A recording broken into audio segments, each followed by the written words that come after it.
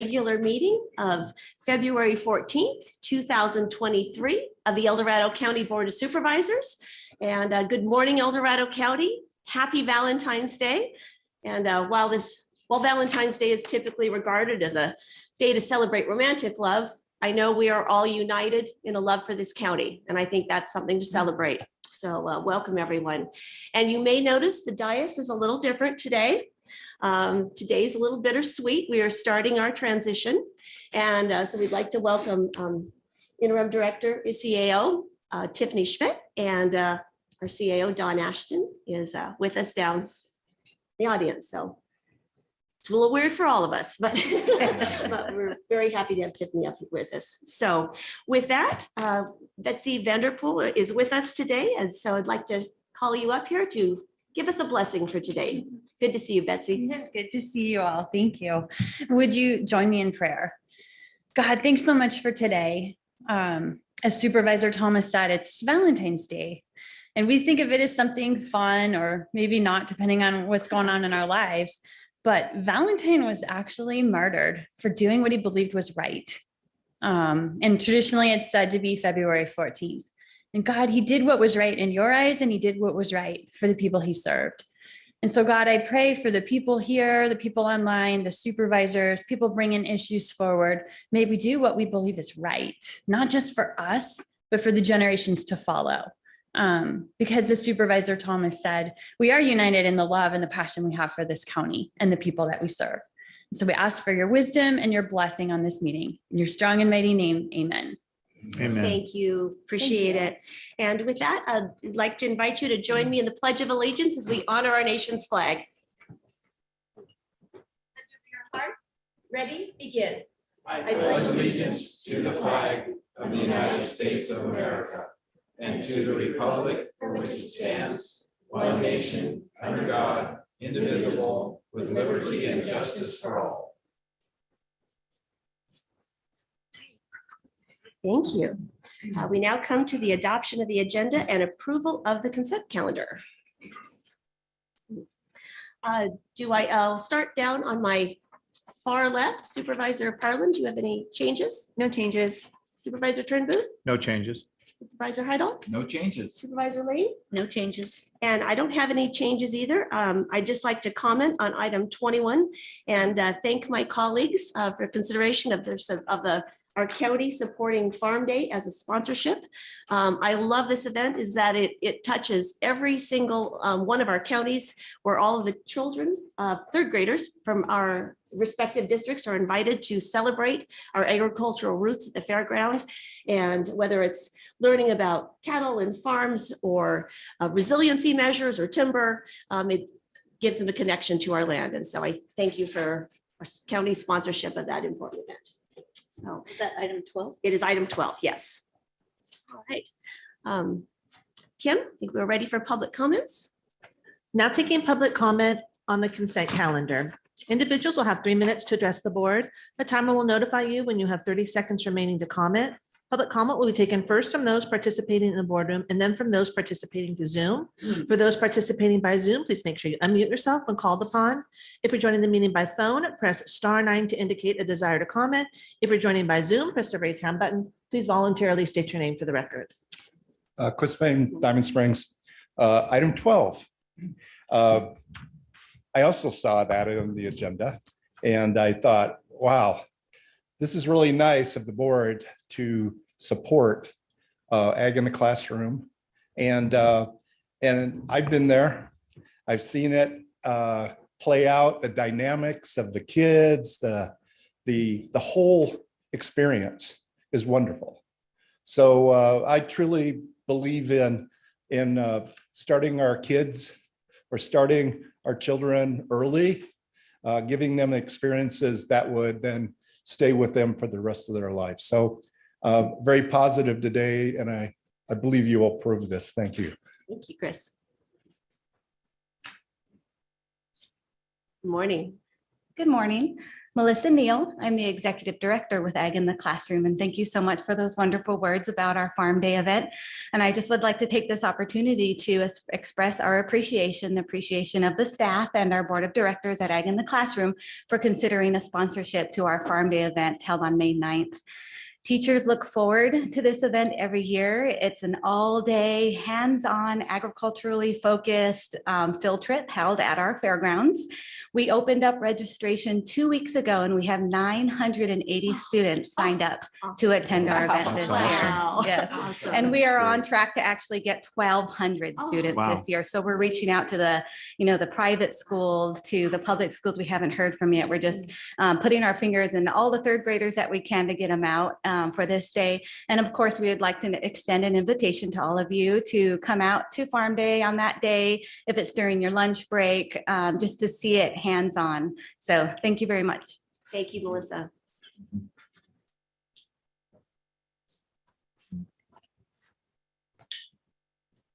Good morning.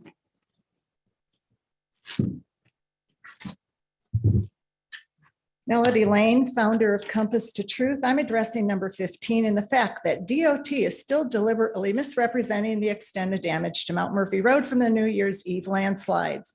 Additionally, the public safety concerns of Coloma residents on the north side of the Mount Murphy Bridge have been perpetually obfuscated and diverted by DOT and Comrade Parlin as it pertains to the proper restoration of the solid road surface prior to the upcoming fire season. The public is entitled to honest services, but the county has deliberately lied to Coloma residents and left them in the dark. Responding to constituents and the coordination of public services are requirements of your oaths of office. This should be a no-brainer. It was Maximilian Robespierre who said, "The secret of freedom lies in educating people, whereas the secret of tyranny is keeping them ignorant." As public servants, you are accountable to every citizen of this county, including me. It is reprehensible that DOT, in particular, Rafael Martinez and Brian Mullins, are given license by the BOS and County Council to arrogantly violate their constitutional oaths, good governance, and personnel policies. It should not be necessary to remind you that the preamble of the Brown Act and California Public Record Act states, "The people in delegating authority do not give their public servants the right to decide what is good for the people to know and what is not good for them to know. The people do not yield their sovereignty to the bodies that serve them. The people insist on remaining informed to retain control over the legislative bodies they have created. You know perfectly well that delay tactics, censorship, and refusal to address constituents' grievances are unlawful. As of today, PRA number 54441013123 and the February 6 inquiries made to Rafael Martinez and Lori Parlin remain largely unanswered. Furthermore, it should not be necessary for me to find out the identity of the occupants of vehicle license plate CAT 60 from a third party. The driver was Matt Veerkamp and the passenger Brian Mullins from DOT. This information should have been made immediately accessible pursuant to my rights under the California Public Records Act, Section 6253D. Your unlawful attacks on constitutional rights opens the door for lawless policies and tyranny. It is evident the intention of government is to strip Americans of their God-given rights and freedoms.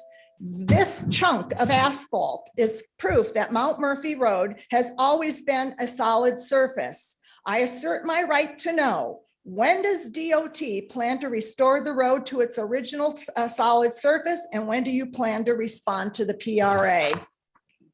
Thank you, Melody. I do expect a response. Thank you. Is there anyone else in board chambers that would like to speak on the consent calendar? All right, Kim, let's go online. Seeing no additional public comment from the boardroom, now taking public comment from Zoom participants. Now taking public comment from 525.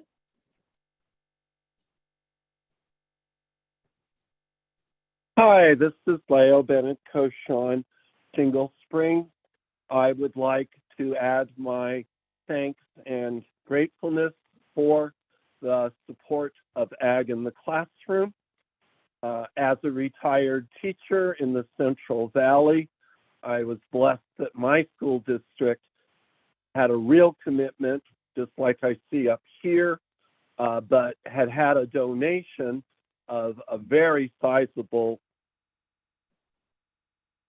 acreage, which happened to be right next to the district administrative center. And I was also and am a parent of special needs children, which can be a bit conflictual. And so it was just different ways of getting to know the central administration. And I was impressed when they shared that one of their most favorite times was the Ag Day, which coincided right next to the district office. And you would get to see administrators who you usually would see in a very formal suit and tie type of, or business dress type of clothing out there, getting their hands dirty with the students. And, you know, it was such great a thing. So thank you so much. I wasn't aware that you had this up here, and certainly hope that I can become more aware of it, as well as supportive of the gardens and farms, hopefully in the different schools. And, you know, there's a big push in terms of career readiness. And I think being able to get our kids enthused with all of the different local job opportunities in this sector, as well as the science-based aspects of outdoor learning. All of it just kind of comes together. So thrilled to see this. Thank you. Thank you, Leo. There's no additional public comment. All right, wonderful. I'd like to bring this back to the board for motion. Yeah, we have I'm sorry, to adopt- adopt the agenda. Sorry, I'm Pam. sorry, adoption agenda and approval of the consent calendar with no changes. And I'll move that. Do I have a second? I'll second. All right, I'll second. All those in favor say aye. Aye. Motion carries. Thank you so much. All right, we now move on to item number 26. Kim? Item number 26 comes from the Auditor Controller and Chief Administrative Officer recommending the board, 1, conceptually approve a 10-year development/community benefit agreement with East Ridge Holdings. 2, direct staff to send the draft 10-year DA to the Planning Commission for review as soon as practical. 3, direct the county's bond screening committee to prepare and review the necessary resolutions to amend, revise, and/or replace as appropriate the existing CFD with a new CFD. And 4, direct staff to time the board consideration of the 10-year DA action with the final CFD actions. Good morning. Good morning, Chair Thomas. During Don Ashton's tenure, I've tried to work with him in partnership on a number of issues. And usually it's gone just like this. He's sitting on his stuff and I have to stand up and do all the heavy lifting. He's gonna miss this, Joe. I know. Yeah. All right, good morning. Morning. A little background information. East Ridge is part of the Valley View Specific Plan. It's a tentative map of 701 residential lots, and it has a tentative map that expires about a year from now, June of 2024. So handful of months ago, 3-4 months ago, I was contacted by the applicant's representative, Mike McDougall, who I believe is here, about really had a couple of issues. One, we formed a community facilities district back in 2015, as we were required to pursuant to the development agreement for the Valley View Specific Plan. Since 2015, the cost of infrastructure has gone up dramatically. So the developer had a couple of needs. One need was hopefully an extension. It's not a need, but it's a great thing to have, an extension of their tentative map. They're asking for a 10-year extension. They also have the need to change the community facilities district. Under the California Constitution, we can't incur debt and we can't raise taxes without a vote of the people. Well, there was an election. Granted, one individual owns the property, or there was an election back in 2015 to set the special tax rate and to set a limitation on debt that the district could incur. I've had many informal conversations and some formal conversations with the CAO about this matter, some conversations with Raphael about this matter, and some some conversations with the county council about this matter. I believe we've worked out the framework that will meet the applicant's needs and will be of major benefit to the residents of El Dorado County. In that the current community facilities district gives what we call the PAYGO, but it's the excess special taxes generated by the community facilities district goes to what we call the facilities account, and we will, with the current 2015 community facilities district, use those taxes to pay for to reimburse the developer for additional infrastructure costs that they've incurred in excess of the $40 million debt limitation of the community facilities district. What we're proposing today is conceptual agreement by your board, because there's a number of things that need to take place to change the CFD where the special taxes would be higher. They were set in 2015 at about $3,200 a parcel, where we would raise the special tax, and ultimately it would be by, again, a vote as required by the California Constitution, raise the debt limitation for the community facilities district, raise the special tax rate, and change the rate and method of apportionment related to this community facilities district, where the county road fund would get the excess taxes, what we call the PAYGO, and this certainly looks like it will be tens of millions of dollars. I thought I had worked out the framework of a great deal. And in this isolated instance, the CAO agreed with me. The county council brought up, although it's a long shot, it's possible we could ask your board to grant this 10-year DA extension, and they'd never finalize the Mello-Roos district. And if that's the case, the developer would get a 10-year extension, and there'd be no Mello-Roos financing. There would be no excess special taxes going to the road fund. So I believe it was Dave Livingston, could have been Jefferson, that proposed this $500 community facilities fee to sweeten the pot for the county of El Dorado, where in any circumstances, if they come forward and get a building permit in East Ridge, the county will get the $500 community benefit fee. I would like to thank the county council for his patience in this matter. Sometimes I have been known to get ahead of myself and ask other departments to work with me on things that frankly don't have your board's blessing. So I would like to thank the county council for his patience related to this. At this point, I'll throw it up for questions. Again, Mike McDougall, the applicant's representative, is here. If you throw something at me that I cannot answer. Thank you so much, Joe. Do my colleagues have any questions? Supervisor Heidel. Yeah, thank you, Joe, for bringing this forward. I think it's a creative way to make sure that we get the proper amount of funding to maintain our roads, to augment what the state should be providing. My only question is in regards to the county-wide road maintenance, because a lot of things that happen are related to zone of benefit type of situations, right? Mm-hmm. There's an impacted area, and those funds that are generated within that impacted area, it seems, should go back to that impacted area, right? So the zone of benefit is a fee. Yes, I and understand. For a fee, you have to get a specific benefit. Right. These are taxes. Right. And in this, the bond council, who we've had some discussions with, firmly believes we can stick this money in the county road fund to be used for road maintenance.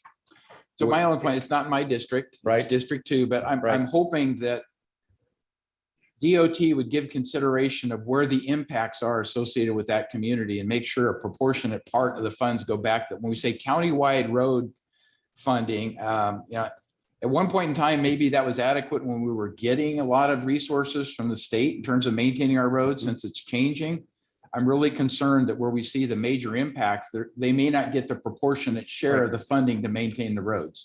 And where that money is spent would be a discretionary decision of the Right. Board of Supervisors. Okay, So undoubtedly it would come back every year. all right, appreciate that, because again, it's a function of where are the impacts and how do we make sure they get appropriate attention, but I appreciate your comments and hopefully that will be given due consideration. One thing it's my age, it's hard for me to stand this long and continue to pump oxygen and blood up to my brain. There's going to be a lot of due process related to this. This matter will be referred to the Planning Commission. It'll be referred to the Bond Screening Committee. It'll come back to you at least 2 more times. There'll need to be a resolution of intent to dissolve the old community facilities district and create a new facilities district, community facilities district. 35 days later or longer, then there'll be before your board a resolution of formation. So there's still, I'll be back here before you related to this matter. This matter will go to the Planning Commission, and frankly, we're probably just having this agenda item this morning because Ashton is, as you can tell, he's sitting on his stuff, he's halfway out the door. So, but he thought this was a great opportunity, and frankly, it's a great precedent that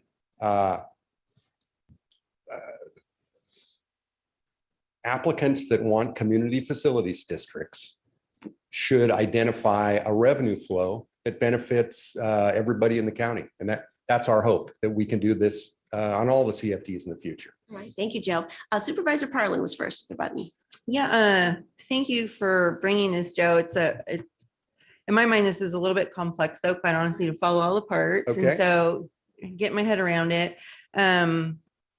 I think, and you did brief most of us, I think, individually. I know I got a briefing on it. And I remember you saying something about there'll be a study to actually look at the feasibility and the, to kind of true up the amounts that were thrown around and all that. Where's that in the direction? Well, Is that just the part of bond- it? So the applicant has a consultant, EPS, counties used them on many occasions, who's prepared information about what the proposed higher special taxes would generate.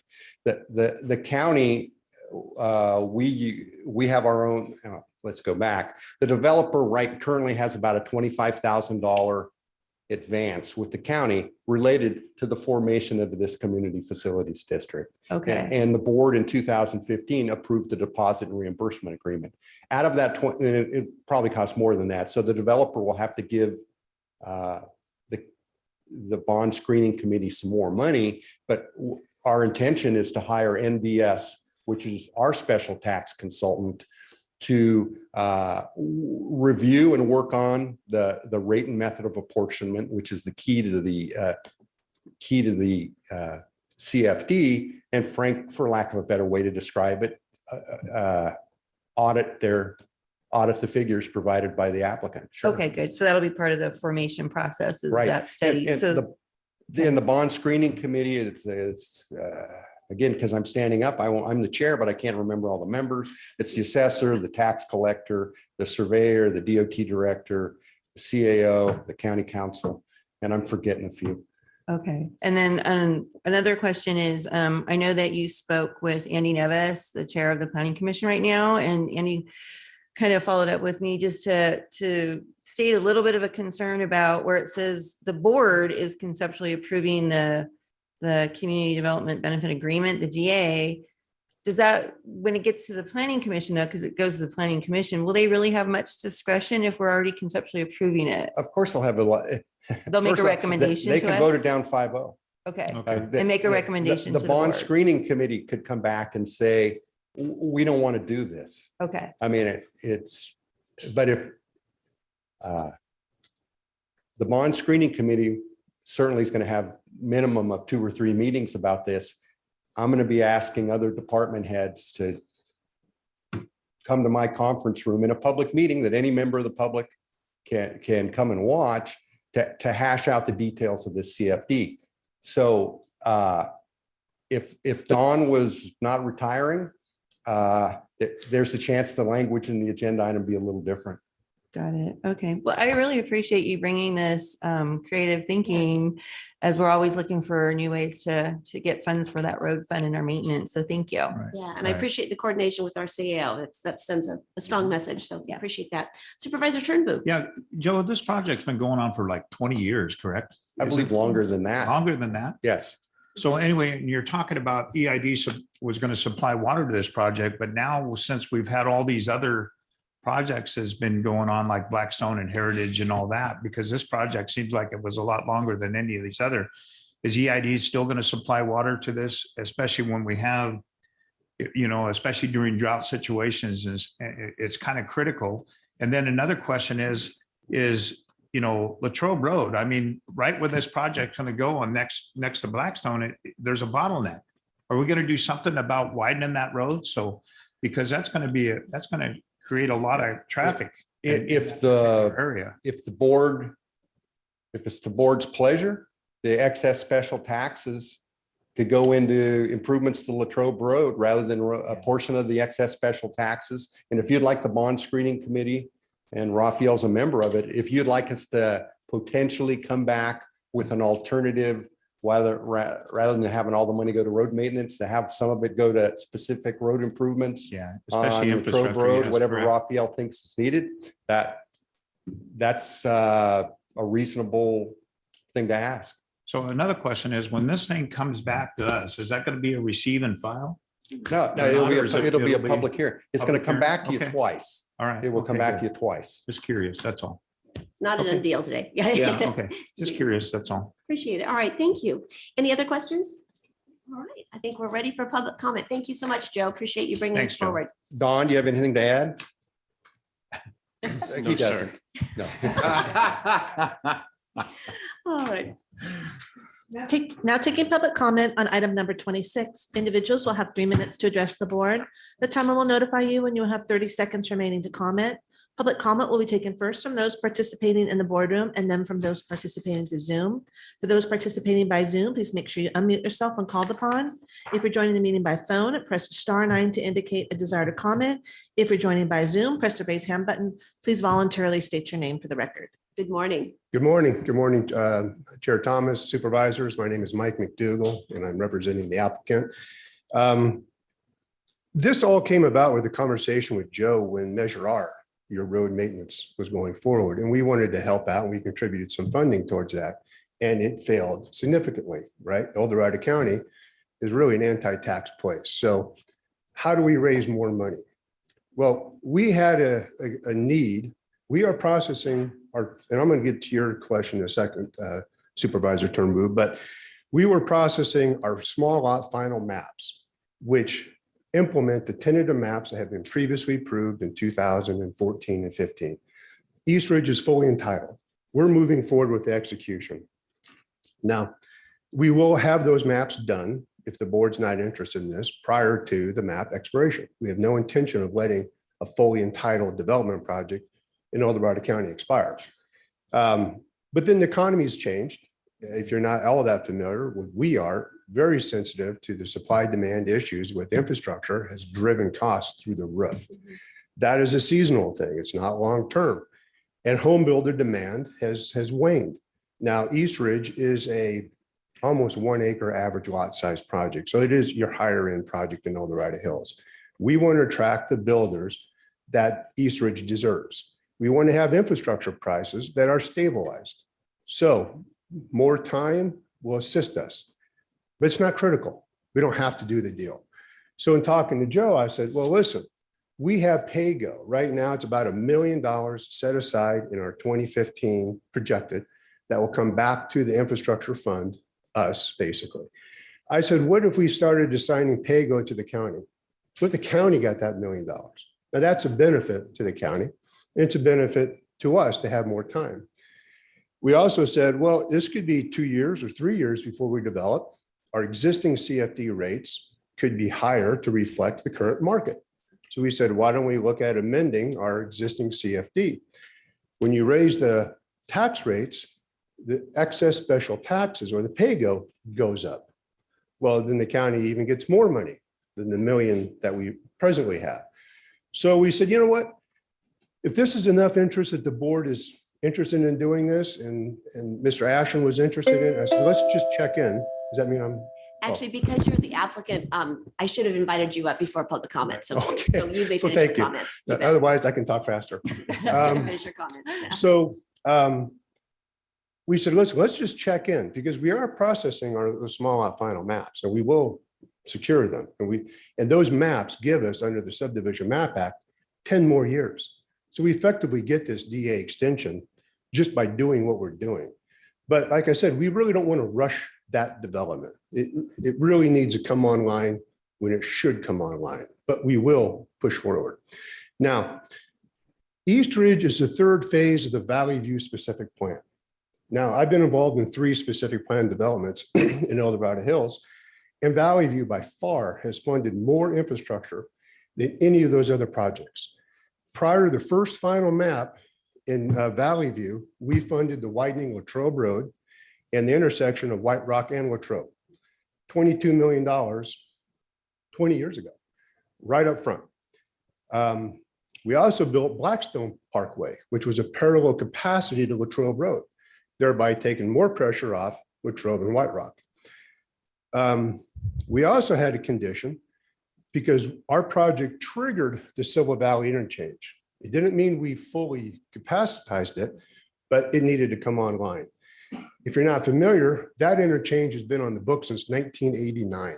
Started as a $14 million project, ended up as a $65 million project. By the time we came online, we decided we're going to accelerate that interchange. We're not going to just let the county collect the fees. We're going to bring it online. I think we had 1,000 units before we triggered the need. We started the infrastructure design and permitting, was us, at 200 building permits. We delivered bid ready to the county at 500, and the county built the project. We advanced the shortfall, which was $25 million, zero interest. We're still getting reimbursed. As a result of these improvements, East Ridge comes along in 2015. We do our traffic analysis. Well, of course, we don't have a problem because we have pre-funded all the infrastructure that Valley View would ever need up front. That was reflected in our purchase prices when we bought East Ridge and so on.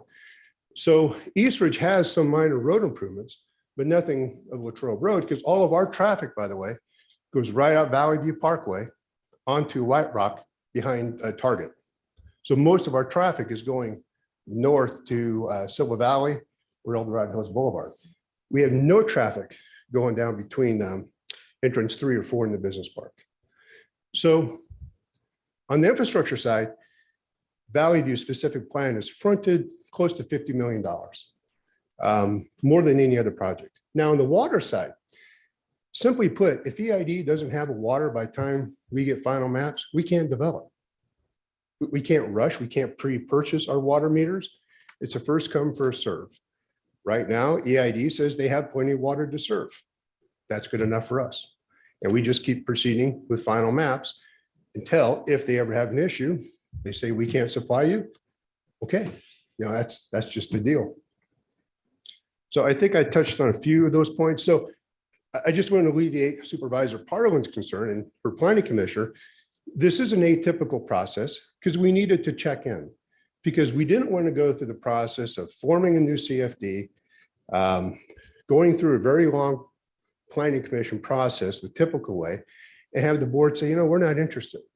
Okay, well, then we could just walked away a year ago. That's why we asked for this check-in, is what it is. I don't even call it approval, just a check-in. If the board's interested, we go to the planning commission, we come back, we'll evaluate our small lot final map processing and go forward from there. Now, during the initial discussions, county council brought up, hey, every other community benefit agreement, DA, we've asked for a $500 affordable housing fee. I said, okay, but you ought to know 24 years ago, we entered into an affordable housing agreement with Blackstone, the only specific plan project that has that, whereby 15% of the project was affordable housing. Those are the apartments on Valley View Parkway. That satisfied the affordable housing component for the rest of Valley View, including East Ridge. Nevertheless, that was a long time ago. And we thought, you know what? We want to see affordable housing. Agreeing to that fee makes sense. We agreed to it. Thank you so much. Appreciate the Amy? explanation. Appreciate you being here. Okay, thank you. Thank Thank you. you. Is there anyone else in the room that would like to speak on this item? Seeing none, let's go online. Kim? Now taking public comment from our Zoom participants. Now taking public comment from Sue. I kind of wish the briefing that the Board of Supervisors received was also given to the public, because there's a lot of different I'm concerned when it says conceptually approve. I'm not sure why that has to be put in this agreement when it still needs to go through the formal process. So I guess that's kind of concerning how the county is going to end up interpreting that. And Valley View, I'm pretty sure that was the specific plan was agreed under what was called Measure Y. And Measure Y at that time did not allow the developer to use any public funds for their required road capacity that was required. And so a lot of these things that were provided by AKT development was because they had to provide that to be able to do the development. They were pretty much the only developer that, you know, the intent was to make sure that everybody paid their for themselves and took care of that capacity. In Measure Y, again, there was no public funds allowed to be used at that. And so I'm wondering, when you change this agreement, if it has anything to do with that, and if they're no longer will be required to do what they've done in the past, and making sure that they financially cover that. It just feels like we might be letting the developer off the hook for the traffic mitigation and putting it back on the public. And it's interesting when you talk about we can take this money and use it for maintenance. When we implemented or put Measure E on the ballot, we had where the zones accumulated in a zone remained in that zone, and the developers challenged that, and actually that was thrown out of the measure by the judge, saying that you're not able to do that. So there's a lot of moving parts, and I'm hoping there's more clarity when this goes to the planning department. And I guess I'd like to know if the cost, debt, and requirement is still going to be there after this exercise happens of what they're asking for. So that's my main questions. Thank you. Thank you, Sue. Appreciate it. Now taking public comment from 525.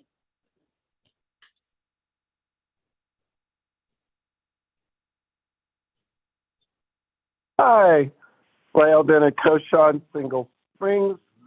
I'm obviously probably not as up to speed as everybody I'm listening to, but I am at 70 somewhat aware of the process, and I just want to commend both the board, the developers, the concerned public. I think you're hearing lots of good questions raised from Sue Taylor, and just the transparency, the fact that there's a check-in. You know, just to set the other contrast in my life was when we woke up at 3 a.m. and our Keystone building, the pride of the community, a corner Victorian, was moving down the street to be bused across San Diego Bay to be a bed and breakfast in a upscale community. And this feels like, wow, this is the way it should have been back then. So thanks to everybody. Looking forward to watching this transparent process unfold, and the affordable housing commitment, and just the patience with the time that it takes.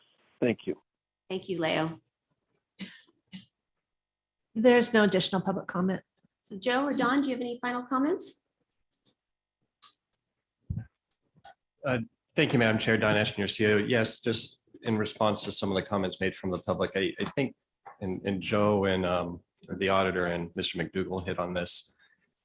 The taxpayers on the west slope of this county have made it clear they don't support taxes, whether it's for departments under your purview, like road maintenance, to fire districts, special taxes, they're not supportive. In the most recent failure of TOT that didn't even get 50%. Costs have gone up so fast, we have to find additional revenues and, to maintain our roads. That's really what when Mr. Harn came to me about it, that's really what it came down to for my support is how do we get money to maintain our roads? We could cut other services to fix our roads, but all those services people want as well. So, and we try to become more efficient all the time to save money where we can. But efficiencies only get you so much when costs are going up as fast as they are. So if we can't be creative to find additional revenues for our roads, they're going to continue to deteriorate. I recognize it would probably be allowable to use the money for capital road improvements like winding Latrobe and things. That will be a decision your board will have to make when it comes back. My take on it was focus it towards road maintenance. But obviously that'll be a policy decision to your board when this money starts coming in. Okay, thank you for that. All right, I'll bring that back to the board for action. I'll make a motion that we approve. I'll second. All right, it's been moved and seconded. All those in favor say aye. Aye. Opposed? Passes unanimously. Thank you so much, Joe. Thank you, Madam Chair. And I would like for the record to know for a very brief window, I will treat the new CAO with courtesy and respect. And we have that on For video. a very brief window. Excellent. Thank you. Thank you, Joe. Appreciate you being with us today. All right, great. Kim, let's call item 27. Item 27 comes from Planning and Building Department, Economic Development Division, recommending the board consider the following. 1, receive and file a presentation by Valley Vision on the California Economic Resilience Fund. And 2, authorize the board chair to sign the CERF Collective Partnership Agreement letter. Good morning, Kyle. Good morning, Madam Chair, Board of Supervisors, Kyle Zumwalt, Economic Development. We're joined today by Valley Vision to talk to us about the Community Economic Resiliency Fund. So I'm going to hand it over to Evan Schmidt, the CEO of Valley Vision, to give you guys an overview and kind of where we're at, and then take any questions you guys might have. So Thank you. Good morning, Ev. It's nice to see you here in El Dorado County. Welcome. Yeah, thank you so much. Good morning, Chair and Supervisors. Thanks so much for having me today. I'm Evan Schmidt, the CEO of Valley Vision, and really excited to be here talking about the Community Economic Resilience Fund. We sent in some slides that we could maybe pull up, and I will get into the presentation. Before I, am I able to control these? Yes, great. Thank you. Great. All right. So before I get into the program itself, I want to tell you just a little bit about Valley Vision.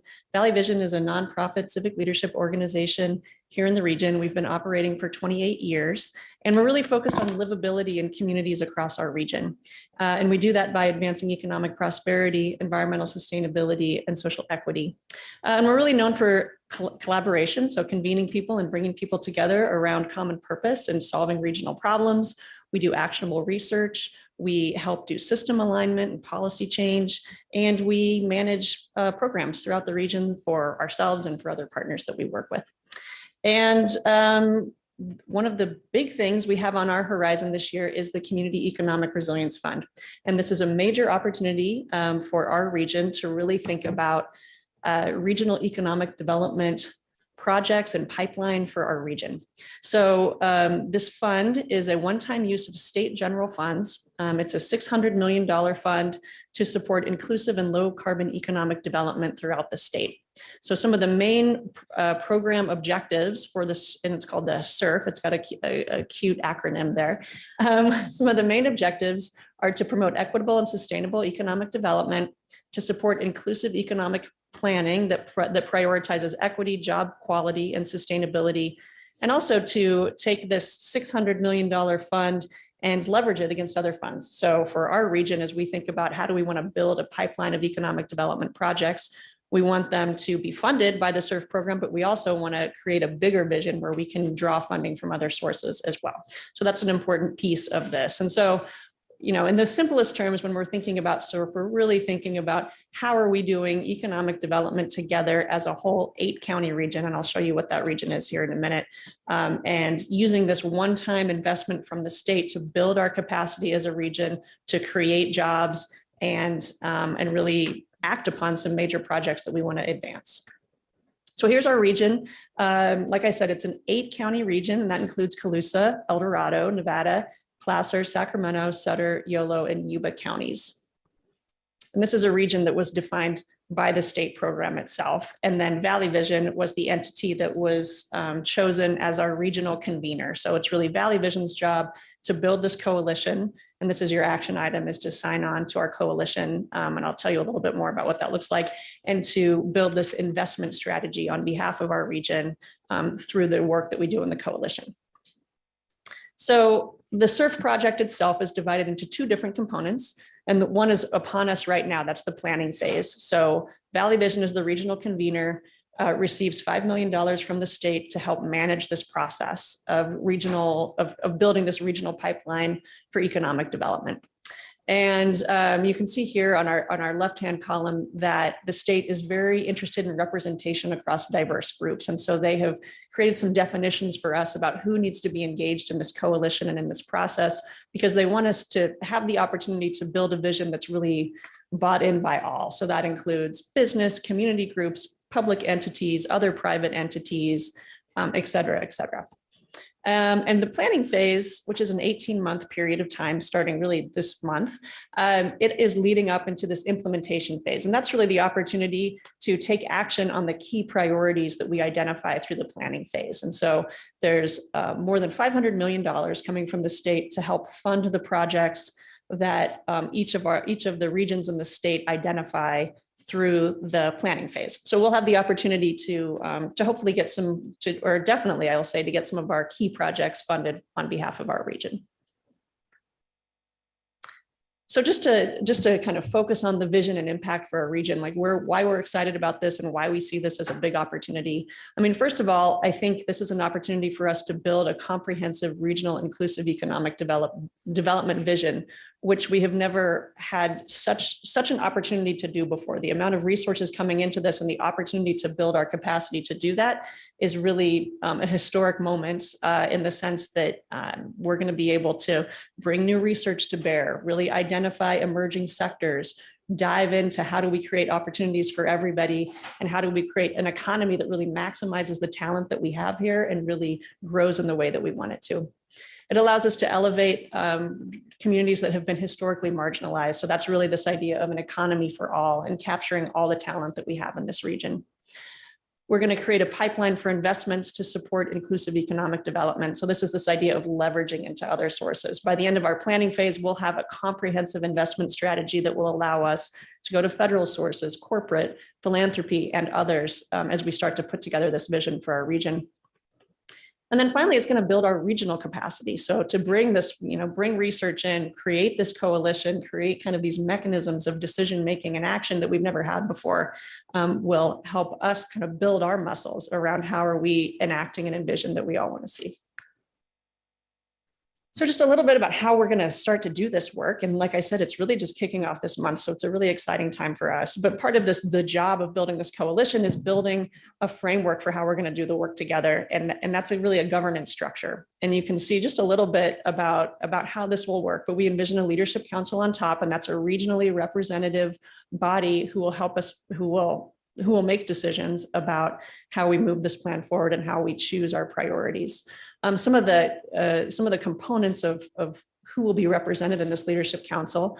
First of all, we're really recognizing the subregions across this 8 counties that we have. Now, this is a very diverse geography that goes all the way from Yuba, Sutter, Colusa, central Sacramento into the Sierra foothills and Tahoe. So a lot of different subregions to really be thinking about and make sure they're represented.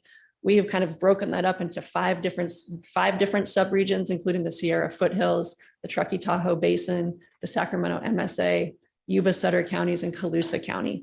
And there's still some work to do to really define those boundaries and figure out how it all works, but that's the representation that we feel we really need. We also are looking at the representation around priority disinvested communities. So the state has defined some of those for us. So whether it's disinvested as a result of economic conditions, geography, like rural communities, race and ethnicity, or otherwise, really thinking about how are we bringing our whole community together and making sure we have representation. And then as we think So I have about, a question on that before you get beyond that. Is there a map that shows where the disinvested communities in El Dorado County are? Because I've looked for something like that and I've not been able to find it. yeah, so the state offers some frameworks, but I know it doesn't quite fit for all communities. And I think El Dorado really falls into that category. So I think one of the jobs that we have is to look at the categories that they've put forward as who is made up of those disinvested communities, and make sure we have a sense of how that fits in our geography. So I do think one of the great things about this program is the reason they broke it up into regions is because they recognize the unique conditions across each region. So they give us a lot of flexibility to create the definitions that we need to make it work for us. So they don't have a map that we have to adhere to that says these are the census tracts, although they do pay attention to some of those frameworks that they've already created. I think we have the ability to reflect back to them where we see, our own definition of disinvested communities.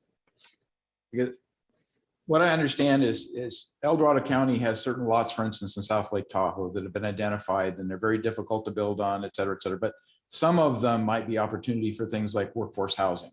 Yeah. And if I knew where the disinvested communities are, then we could put some energy into looking at what is available, what fits, how can we leverage off of property that's already owned, maybe to do something in that regard. But I'm struggling to figure out where are those communities. So yeah, and I think like trying to answer that question is one of the opportunities we have as part of this planning phase. You know, Okay.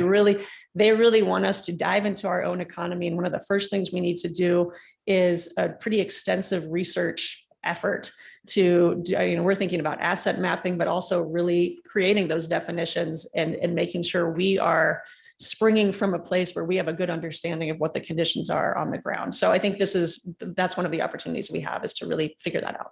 thank you. Yeah, Actually, piggybacking on that, I assume that you'll be working with, local members of each of the different regions to help inform that process and that mapping. absolutely. And so we're just getting started, but as we went through the application phase, we built so far a coalition of over 100 members, and that includes jurisdictions. It includes bodies like yourselves, boards of supervisors, community-based organizations, educational institutions, our economic development districts and other professionals. So really, that is absolutely really diving into those local conditions is a really important piece. Thank you, Evan. Thank you. Okay, so thinking about what this might look like for El Dorado County and kind of what some opportunities are that we see. First of all, we really do want to make sure that we're communicating about the opportunity and seeking alignment with the priorities of El Dorado County. So really, that's kind of that piece of looking into the local conditions here and making sure that we're all working together to surface what are those big economic growth priorities that we can think about, not only in their own right, but all leveraging across the region. Where do we have commonalities that maybe are connections we wouldn't make without a process like this? We're asking for your participation in the collaborative to help grow El Dorado County's representation. And Kyle Zimmelman has been a great contact so far. And getting your official sign-on as a collaborative member would be a fantastic indication of your commitment and interest in participating in this as we move forward. And then, really identifying, activating high priority projects in El Dorado together. And I would add to that, being represented on our leadership council and in our coalition, so to make sure that we have adequate representation for El Dorado County. So some of our next steps, we're continuing to build a strong and cohesive coalition. Like I said, we're kicking off this month, and so we've done some good pre-work, but now is the time to really get down to work and doing that outreach and building that coalition. So seating the governance structure and starting to convene committees. And where we're really starting with that is our sub-regional committees. So really starting to build those 5 different planning tables where we can make sure we have good representation from the ground up. So across our different parts of our region, and make sure we're surfacing the interests and understanding the characteristics of the communities and working together on building those priorities. We're advancing key research analysis to inform the plan. So I already spoke of that a little bit, but our first 90-day goals are pretty ambitious around bringing research to bear about our region. And then I also think we want to think about what's the new kind of research that we want to do to help look at what's emerging in our region. So not just looking at what are the conditions now, but what's around the corner and how can some really great research assets help reflect that. And then finally, we're really kind of getting down into what's this work over the next 18 months going to be. And so, right now I would say the first part is kind of discovery phase and starting to build the coalition, but the second half being like, okay, let's really hone in on our priorities. Let's build our capacity to seize upon those priorities. And let's, get them as fleshed out as we possibly can as we build this investment strategy so that as early as we can get to that point of asking for those investments and figuring out what's the right avenue to ask for those investments. So that's how we're mapping our own work. And that's telling you a little bit about what we see as the opportunity in front of us. Here's our contact information for the SURF program overall. And I hope you will consider signing on into our coalition and staying involved as we move this forward. And I'm happy to answer any questions. Thank you so much, Evan. It's certainly quite an intriguing opportunity, and I really appreciate you coming before us today to help explore that. So do my fellow board members have any questions? Supervisor Heidel. Yeah, so I'm concerned with the one-time money. This is always an issue. You get something started and then there's nothing to follow it up. Sustainability, you get on track with things and things take a long time typically, and so you don't get to completion. So is there any probability that these funds might be emerging from the state in a different form in the future, given the fact that we're looking at maybe a recessionary time and maybe reductions in deficits in the budget fund? Yeah. Is there any opportunity that these types of funds will continue to come forward?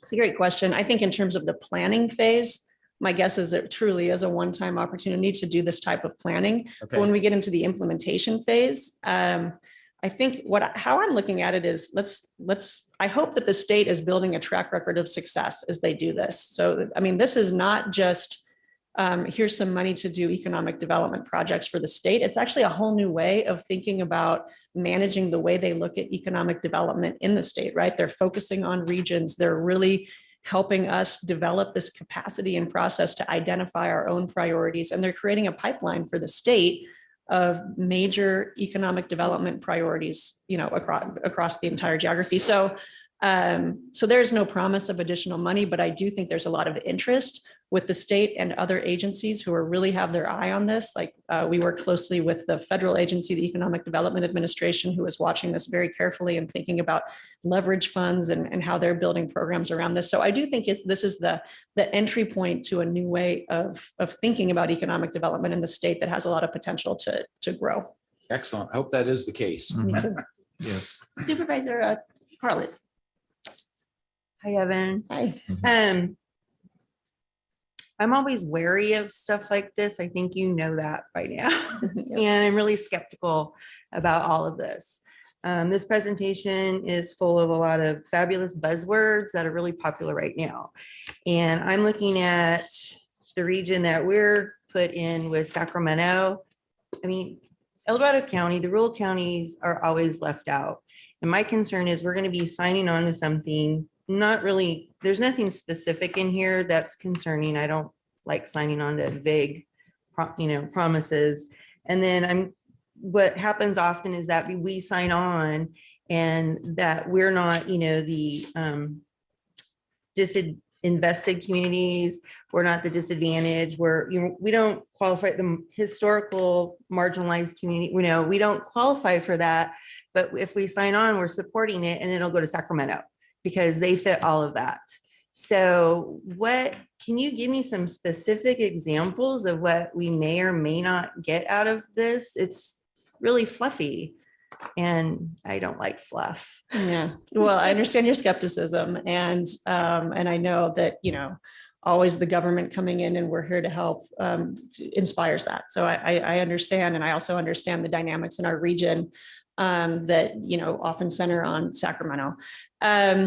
So just to speak to the kind of the regional equity, regional balance, I will say that, this fund is really meant to look at not doing what we've always done in the past and helping give us an opportunity to do something different, which is one of the reasons we're thinking about how, our sub-regional representation and being very thoughtful about how we're representing our entire geography across our governance structure. So it's really important to us that as the manager of the project, that we are that we are not being Sacramento centric, and we've been around doing, community roundtables in the periphery of the region, really talking to people about those concerns. So I've heard the same thing in Colusa, in Nevada County, and Yuba, Sutter County. So it's a really important issue for us, and we're really committed to bringing together to having our voices heard and bringing together our whole 8 counties. In terms of, this isn't very specific. It absolutely is not very specific. I really we're teeing this off right now. But to speak a little bit on what might happen coming out of this, one of the assets that we're drawing from is the prosperity strategy. That's our region's inclusive economic development vision right now. It's our comprehensive economic development strategy. I know this is a lot of buzzwords. It's basically our official economic development plan for our 6-county region, including El Dorado County. And 3 of the sectors that are identified there as our kind of high potential, high growth sectors are food and ag, health and life sciences, and future mobility, or kind of our transportation sector. So one place for us to start is really zeroing in on some of the sectors that we've already identified and what does that look like across our region. So, I think across any 3 of those sectors, you could think of, ways that there's growth opportunities in El Dorado County. And then I think we're also looking at other frameworks that exist, including looking at forest resiliency issues and looking at how are we building careers around that. So to get just a little bit more concrete, what are the workforce pipelines that are really needed to support the economy of El Dorado County? How do we dive into that a little bit more and then attach that to other big economic goals in the region? So whether that is around forest resiliency or health and life sciences or something that I haven't named, this is really looking into getting into specifics and building specific programs and having really identifying where are the places we can build assets where we need them. So I hope that starts to answer your questions. I will say, there's something about, when right at the beginning of a planning phase is the messiest point of time, where with the least specificity to it.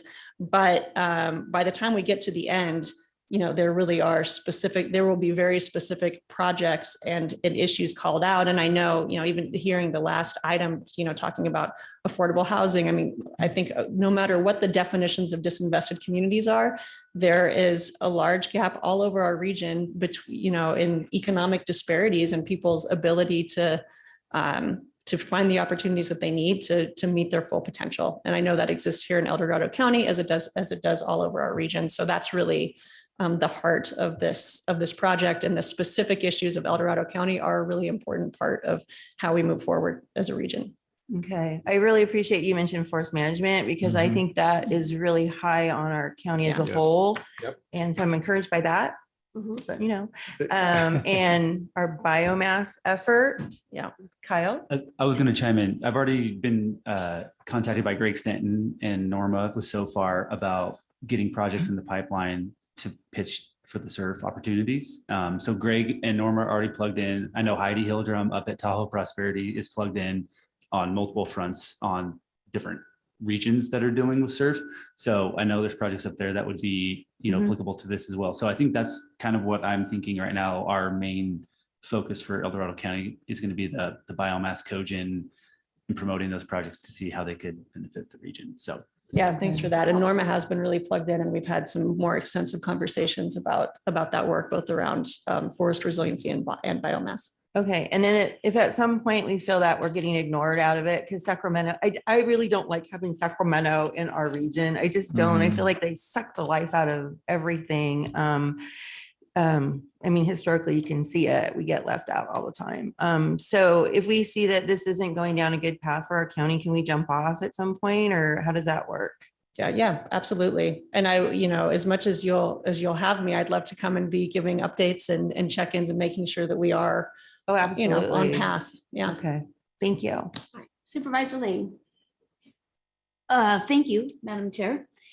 Supervisor Parlin always gives us an opportunity to sometimes look at everything from a different angle, and I appreciate that.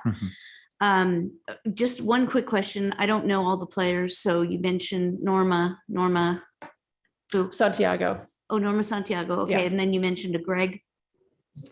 Big Sam. He's our former. Oh, your mic's off, Kyle. Greg Stanton, he's our former environmental management director, but he's also serving as, what's his title? He's Supervisor Lane, Mr. Stanton, as Kyle indicated, was our environmental management director for many years. When he retired and the board established a priority of exploring biomass, because there's so many organizations exploring biomass, but no one seemed to really be talking to each other, bringing it all together. I asked Greg to come back as a retired annuitant to assist with those efforts, and he's been doing so for about the past year. Excellent.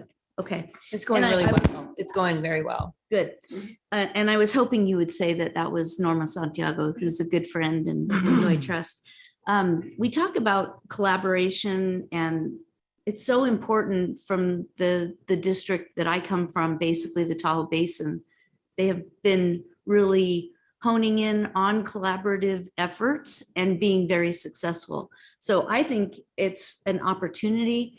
When we talk about scale and pace, that's another opportunity to be able to get a good chunk of money that we need to implement programs. And then, of course, there's a little bit of a battle, of who gets what. But I have seen it be very successful that when we pull together even a big region like Sacramento, I mean, it might be beneficial in the end and not really a threat. Our economic growth opportunities, are just significant, and identifying where we want to go so we can all start rowing in the same direction. I also think is so important.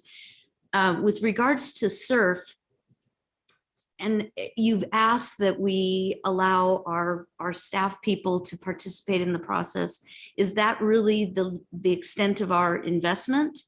There's a $5 million planning grant that it looks like each county would be able to tap into of that $600 million from the state of California. But is there other skin in the game that El Dorado County would have to bring forward at this time?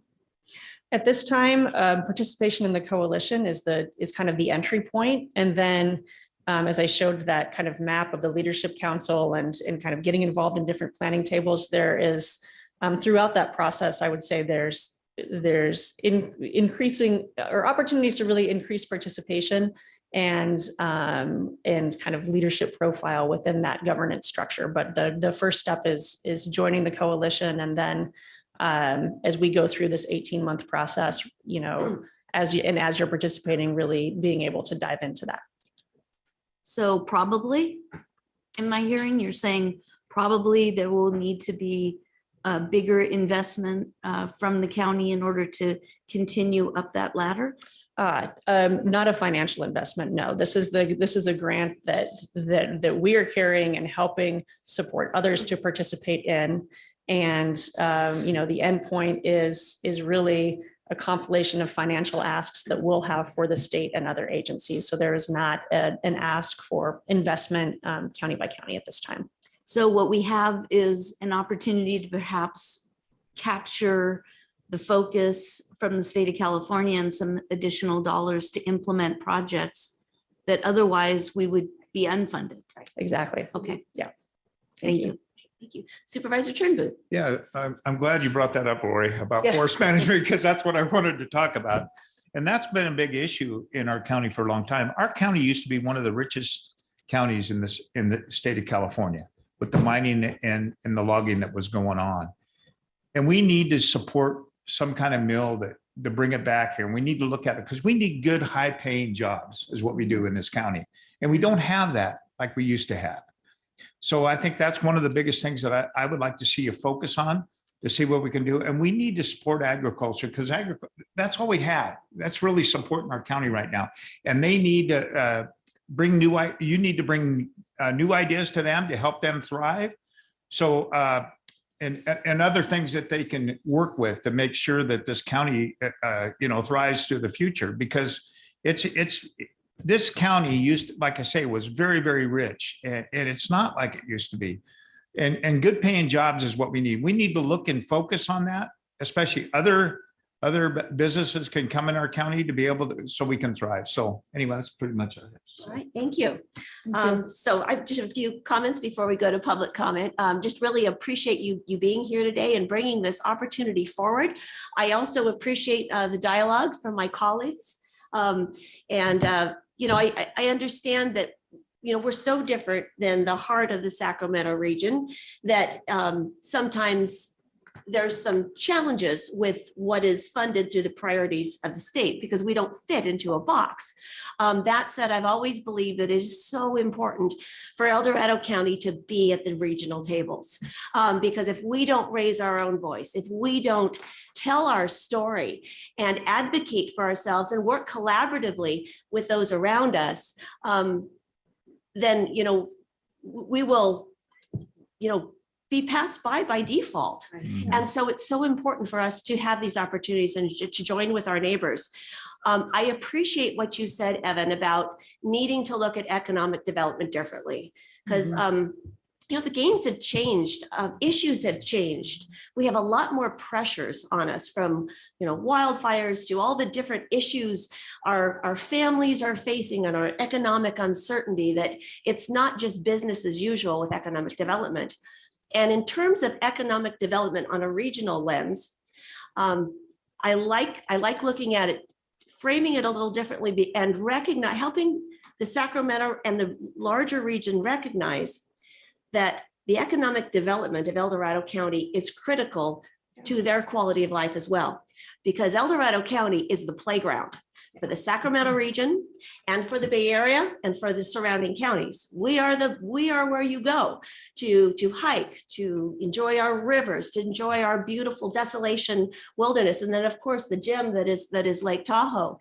And in order for the Sacramento region and our neighbors in California to have a positive experience in El Dorado County, you need us to thrive. You need our businesses to thrive. You need our small towns with our historic character to have vibrant places to connect back to that, our native culture as the seed of California. And so looking at it on a broader economic development lens, I see great opportunities here that I'm excited about. So I just look forward to seeing what we can create together. Can I add so another much. thing I noticed Sure. in these things here that I'm trying to pull out the good stuff too, okay? But there is one in here in implementation talking about promoting the state climate goals. And there was a recent study that came out that said that the wildfires of the last, I think, 2 years have undone 20 years of climate. Heartbreaking. So I'm just saying that the forest management and the bio and all that stuff that our residents want, vegetation management, all of that fits into this really well. So as long as we can go there and feel like we're being included, I can support this if we're being included. Yeah, absolutely. And that's a fantastic point. I think that, to speak to Chair Thomas's point as well, things are changing. And this opportunity is really about looking at where's our economy going in a state in a way that is aligned with our climate change goals and what we know about the changing kind of sectors and economies, and what's going on in El Dorado County around forest management is really at the heart of those issues, as well as really thinking about the history of El Dorado and the wealth that has been in here in the past. How do we help usher in a transition to that again, to really seizing on new economic opportunity. And Supervisor Parlin, you bring up those resiliency measures, and we're going to need significant investment in order to make that happen. So this perhaps a unique opportunity here. So, all right. Thank you so much, Evan. Appreciate it. Thank you. I think we'll go to public comment at this point. Circle back around. Now taking public comment on item number 27. Individuals will have 3 minutes to address the board. The timer will notify you when you have 30 seconds remaining to comment. Public comment will be taken first from those participating in the boardroom and then from those participating through Zoom. For those participating by Zoom, please make sure you unmute yourself when called upon. If you're joining the meeting by phone, press *9 to indicate a desire to comment. If you're joining by Zoom, press the raise hand button. Please voluntarily state your name for the record. Chris Payne, Diamond Springs. So I browsed SERF and recognized it's from the Office of Planning and Research, the governor's office. It was a very informative piece of information separate from the presentation that we just had, which made me understand that there is a lot of things that followed COVID, things that had, talking about economic development, because COVID lost us a couple of years. And then we're trying to come back from that. And so I see how all of this fits. Here's some of my thoughts, though. We're a member of the Greater Sacramento Economic Council, and we're paying into that. So what I see is some similarity, but not completely. There's a list of things that would not be associated with the Greater Sacramento Economic Council, but there are some things that would be. And so I'd want to go through and sort through that a little bit to make sure that we're not duplicating and therefore not being clear. Broadband, we've said we can't pay for it all. I mean, we're always looking for opportunities. I think it's one of the most critical things in economic development that we have currently, and you're dealing with it.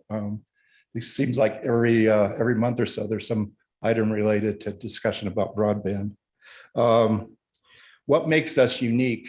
I went to the 2022 Tourism Summit just a few weeks ago in El Dorado Hills.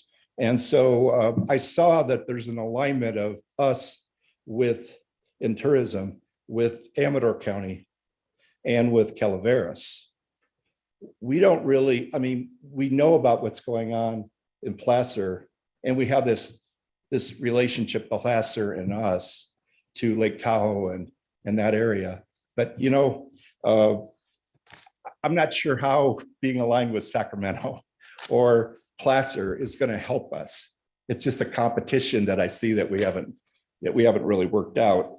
We don't have to participate in this endeavor. I want to be clear, and that was to your point. So that when we say that we're going to do it, we should be certain that we should do it. Thank you. Thank you, Chris.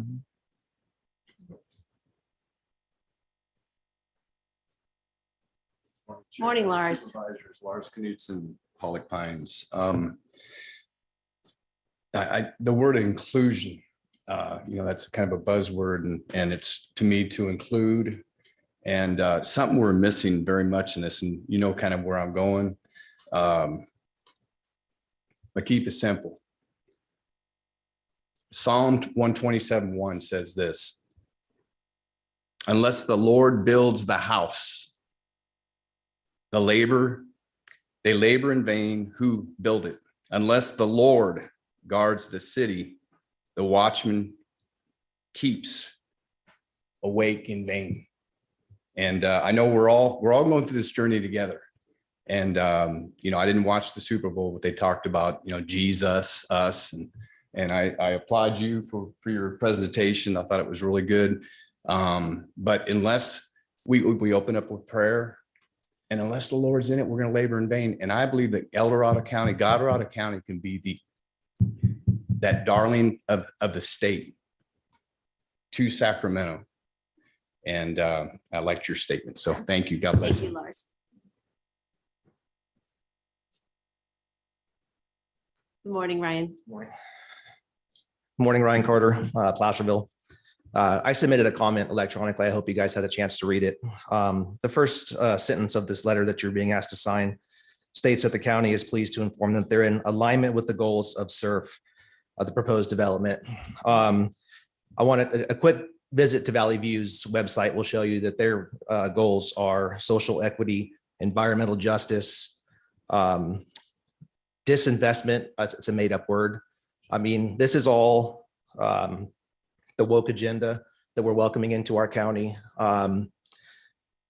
I hope that we don't keep aligning ourselves with these people just for the sake of money. We're selling our souls for grants.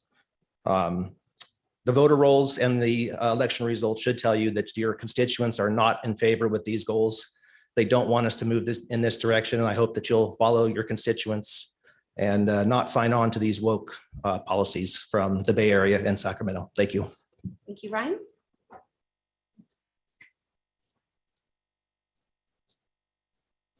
Good morning. Good morning. Hi, my name is Robin Valicenti, and I am a constituent of the county. And the gentleman spoke prior to me does not reflect my opinions, nor opinions of many people I know in my community. Thank you. Thank you, Robin. Anyone else? All right, we can go online.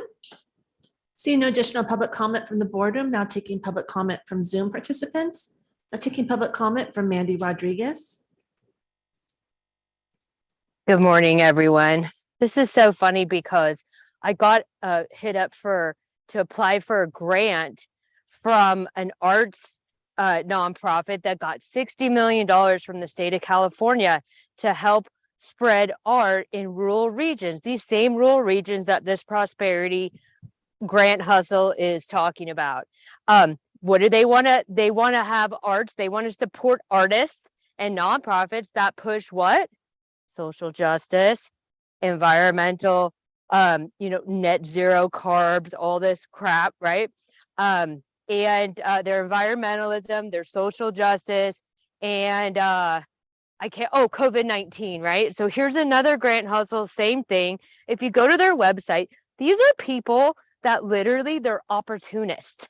They contribute nothing to the world. All they do is look for these grant hustles. They form themselves a little committee. They put buzzwords in like social justice and climate change and all this crap. And all they do is pay themselves. Ask this girl, Evan Schmidt, ask her how much money she makes a year for doing nothing. You know how many of these CEOs that run this profit, what could bring more help to a county? Or 20 of these people are a good plumber or a good HVAC person. These people do nothing. All they do is they get money and then they use it to push their Marxist agenda. That's all this is. That's all this crap is. They have all the buzzwords. You look at their website, it's a whole lot of nothing. They're saying absolutely nothing. They offer nothing. These people are worthless. They literally call their project SERFs.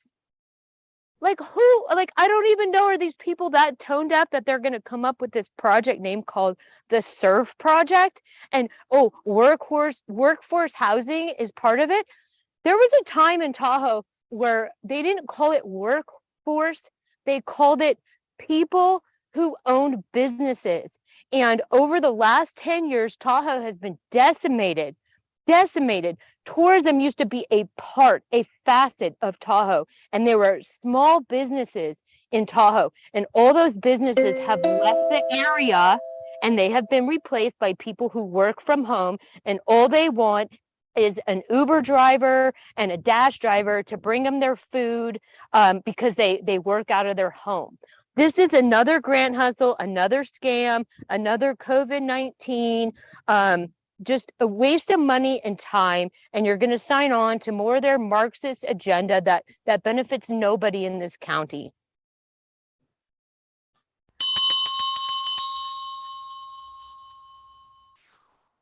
Now taking public comment from Sue.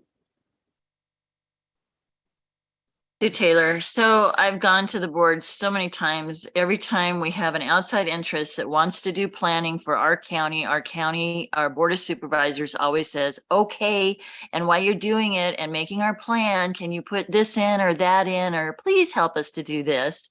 It's like, wait, what are you doing? Why do you pander to these organizations and pay into them?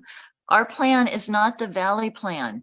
We have a general plan, and I would challenge every one of you to read the first 7 pages of it's the introduction to our general plan.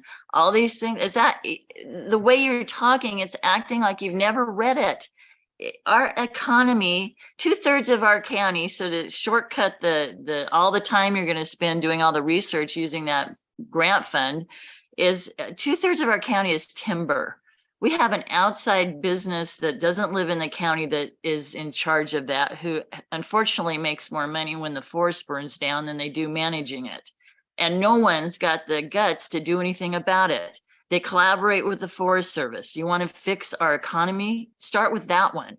And the rest of it, it's all these big words they use. It's about how are we going to have housing to bring in people that are going to serve the wealthy people in this county?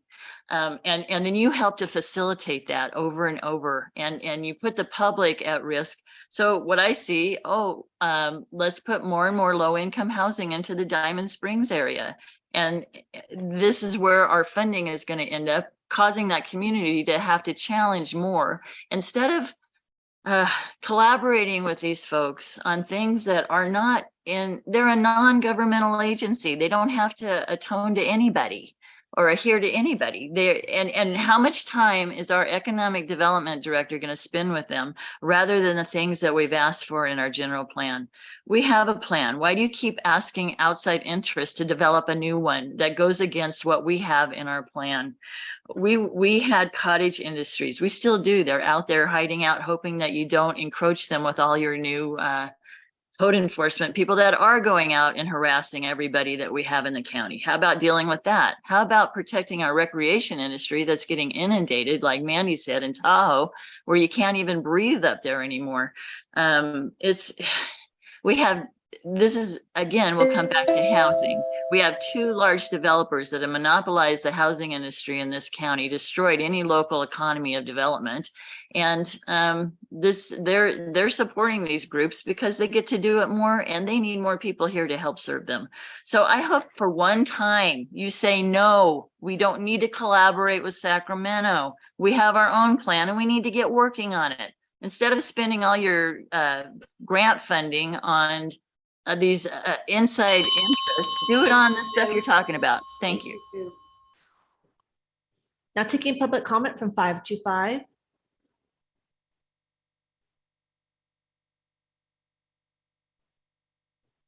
Hi, Lyle Bennett, Coshon, Shingle Springs. It saddens me that a nonpartisan, good faith, informational, no cost to the county, it gets so polarized by all of our national issues.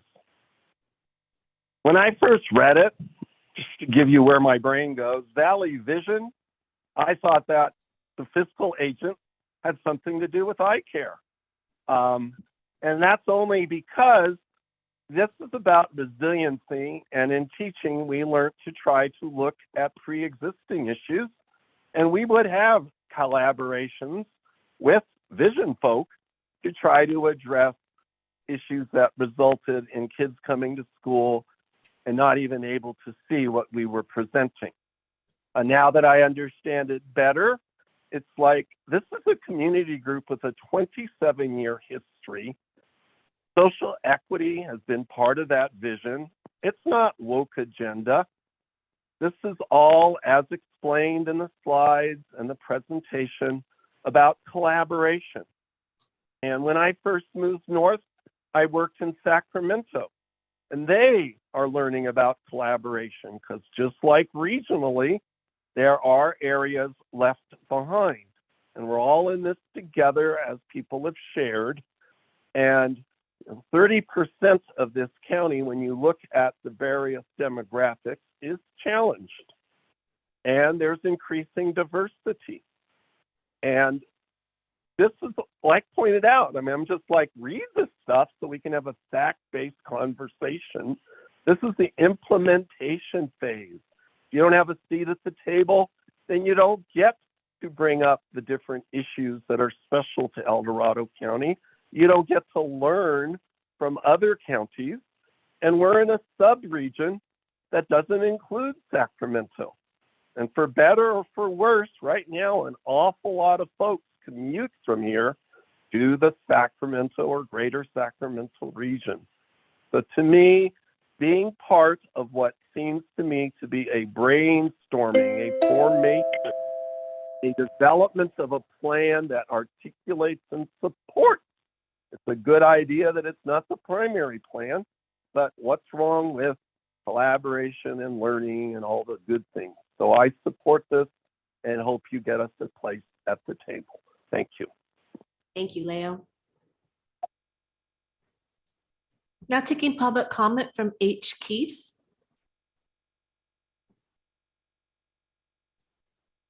Hello, my name is Helen. I'm from Camino, and I want to voice my support for this project. And I thoroughly agree with the last commenter and everything that he said. And I just want to remind people that this project is going to go forward with or without our participation. And this grant money is going to get allocated. And if we don't have a seat at the table and fight for what we want and what matters to us, then it's going to go to everyone else. And it won't matter if Sacramento's fighting for their stuff, because we're not fighting for ours, and they're going to get everything if we don't fight for what we want, what we need. So that's it. That's all for me. Thank you, Helen. There's no additional public comment. All right, wonderful. Well, my comments were going to be right along the lines of our last caller, that, you know, El Dorado County is not an island, and grant opportunities are how our taxpayer dollars are returned to local jurisdictions. And it is our responsibility to make sure that those tax dollars, we recapture as much as our hard-earned tax dollars come back to the citizens of El Dorado County in ways that work for us. And if we are not at that table, the funding opportunities will not work as well for us, or we won't get them at all. So any other final comments before we? I got one. Yes. I was just Oh, curious sorry. if staff had any comments related to the public comments that were made relative to demand on their time, et cetera. Sounds great. Well, we will definitely get that. Oh, Supervisor Turnbull? Can you explain something to me? Because you're talking about long-term economic resilience in the overall transition of carbon neutral economy. So can you explain carbon neutral to me, please?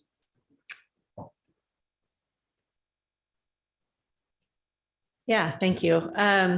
So I think this is in line with with the state's goals, which are already known about how we're adapting to climate change in the state, and looking to how do we create economic opportunities region to region that help us make the necessary transitions. And I do think here in particular, wildfire, air quality, are two of the most prevailing issues in our region that we really need to be looking at as when it comes to, you know, helping the state meet its goals and thinking about our piece of how we are reacting to climate change. So I understand that the word climate change in and of itself it can be controversial, but I actually think that the actions that we can take here in local areas is not at all controversial. I think we see things that are happening that we really need to respond to, and we really need to be thinking about it in an integrated way. Natural resource management is economic development too. Like, it's all part of a system that needs to be responsive to each other. And so, you know, rather than for me trying to interpret what does it look like for our region to get to net zero, that's not what this is about. This is more about how do we adapt our economies on the ground to changes that we know are happening here, and we can capture opportunities where we see them, and build an economy in a way that is sustainable, not just from an environmental perspective, but for our people here too. Yeah, one of the biggest things is, will this any way impact a lot of our cattle ranches and stuff in the future? You know, because or what ideas you can bring to them just so they can thrive? It will not negatively impact. There's nothing here that's about trying to fundamentally change the way people are making their living or using land. There might be opportunities where we're looking at, you know, thinking about innovation in the agricultural sector and what kind of economic opportunity can we bring to that. But again, this is coming from the ground up. So it would really be in the way of talking with cattle ranchers around what are the issues that they're seeing, and how might we find supports to meet their needs. Can I build on that, Supervisor Turnbull? Yeah, go ahead. Because I'm glad you brought that one up.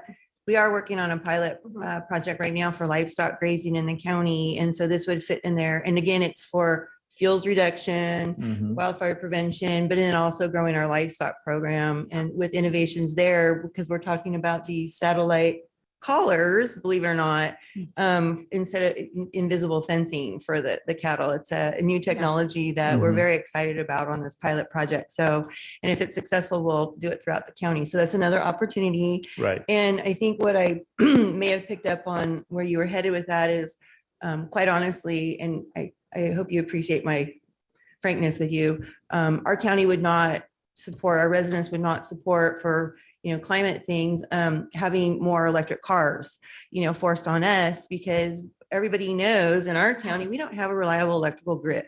It is ridiculous when we hear the state as a whole talking about something like that. That's where, all this angst comes in and our skepticism. So as long as we feel that, our voices are being heard and that this can be implemented in a way that, and it does support our general plan. Agriculture, what we're talking about, forest management is in our general plan. So as long as we're being heard and we can get those projects, but if it starts going sideways, I really hope this board is willing to back off and step out, because we need our voices respected. Thank you. Yes, and I appreciate the challenging questions and the really exploring whether this is a good fit. I really do believe that this opportunity is meant to be tailored to needs of specific local economies, and we, as the manager of the program, are really committed to that. Wonderful. Thank you. Thank you, Evan. Appreciate the dialogue. Supervisor Lane? I just wanted to circle back to my earlier comments about collaboration. Supervisor Turnbull sometimes reminds us of where we've been. And, in Tahoe for a while there, the League to Save Lake Tahoe was suing public agencies. And we have the Tahoe Regional Planning Agency, which is a big, powerful agency in the basin.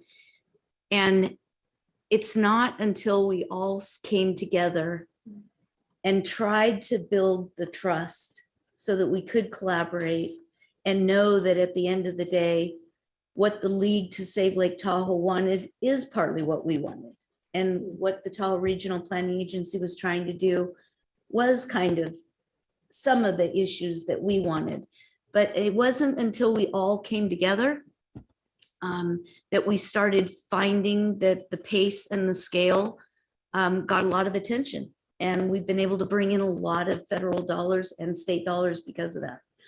I understand from the comments that have been made, I understand being a lifelong resident in El Dorado County, that we look at Sacramento County, we go, they're bigger, they get all the attention, they're the seat of the state of California, so they have all these advantages. But if you can try to trust that by joining with them might actually get us further down the road, they no longer are a competitor, they're a partner. So it's worth the try. And to your comment, Supervisor Parlin, if it's not going the way we intended to go, I have the political ability to say, wow, that didn't work, we tried, and we'll do what's right for the county.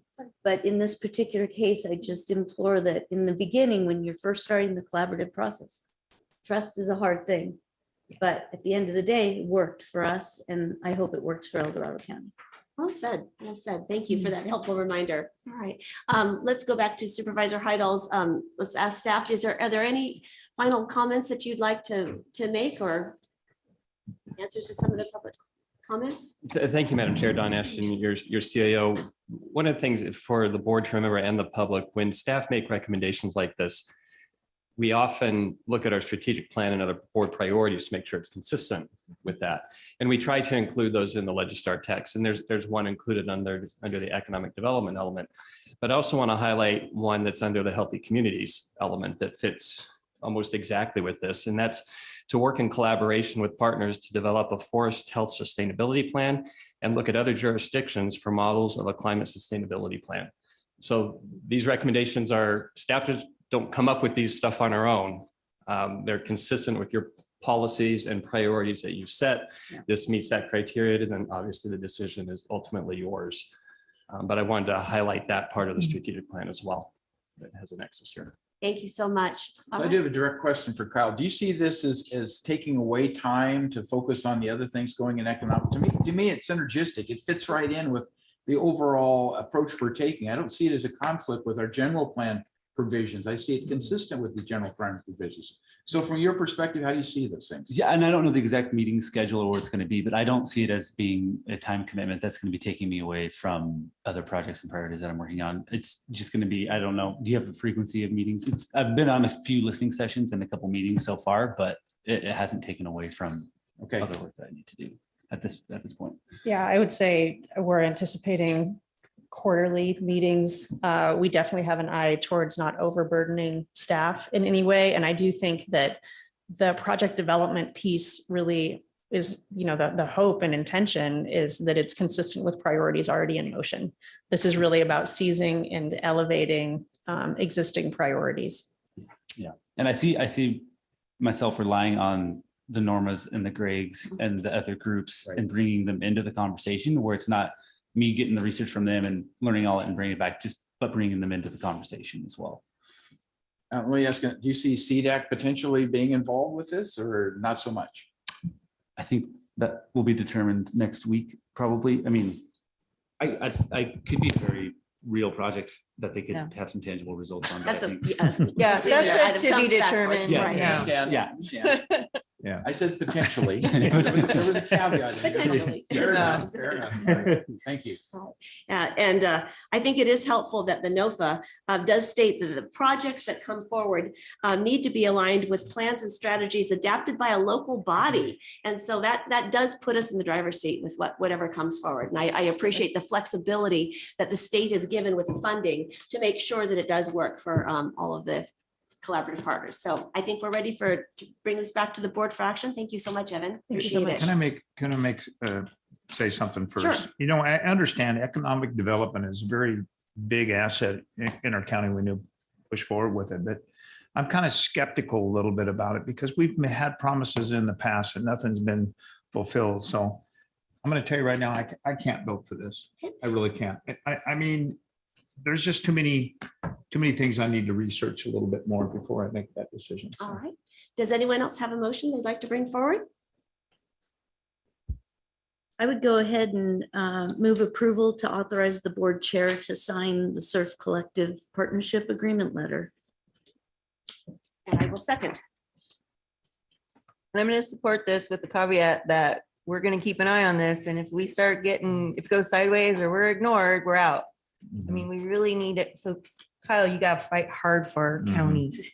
We will. The first step in collaboration is trust. I know, I understand. So. All right, so we have a motion and a second. All those in favor say aye. Aye. Opposed? No. All right, motion carries 4-1. So thank you so much, Evan. Appreciate you being with us. And I appreciate the rich dialogue on the dais. Yes. Does anyone need a break? Yes. Before we go? Yeah, Okay, we'll take a 5-minute break. All right, perfect. Thank you for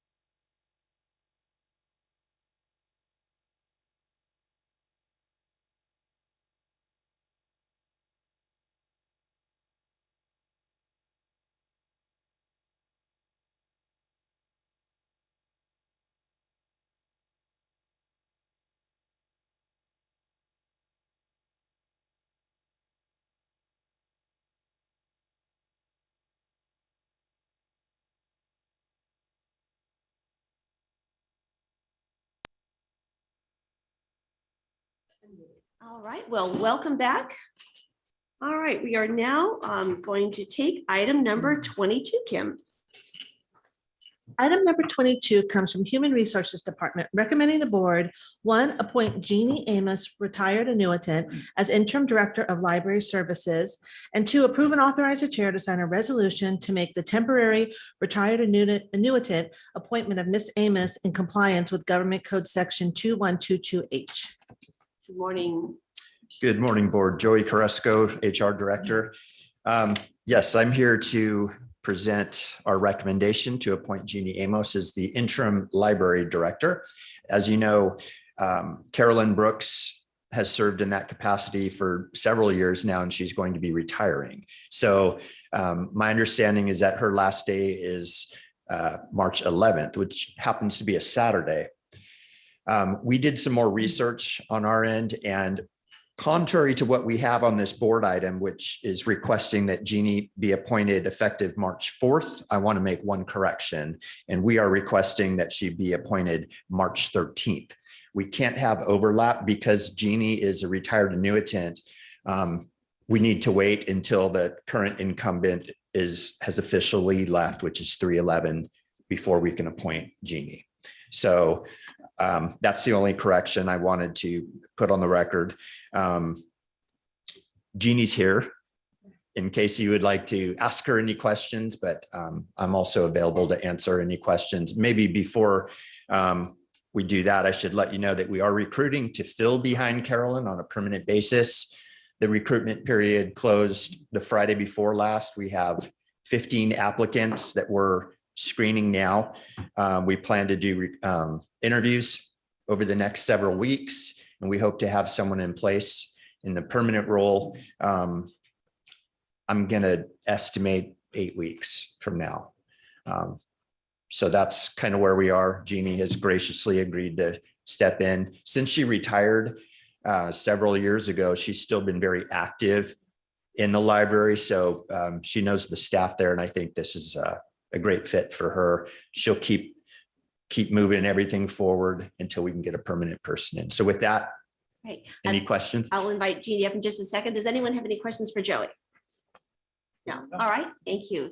So Jeannie, if you'd like to come on up, and just like to express our deep gratitude for your willingness to step in this capacity and serve as you have faithfully served for a long, long time and fill this gap for us. I mean, it's a tremendous gift, and just really appreciate your willingness to do so.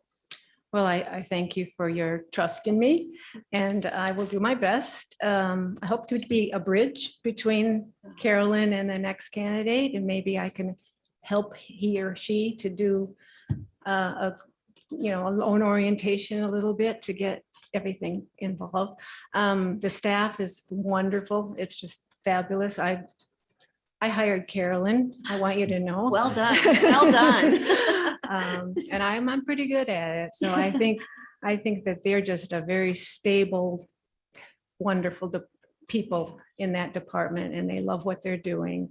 And they have the advantage of the people who come to them are not argumentative, and that they're grateful. They love them. So it's a fabulous place to be. So I'm going to enjoy it for a month or two, maybe.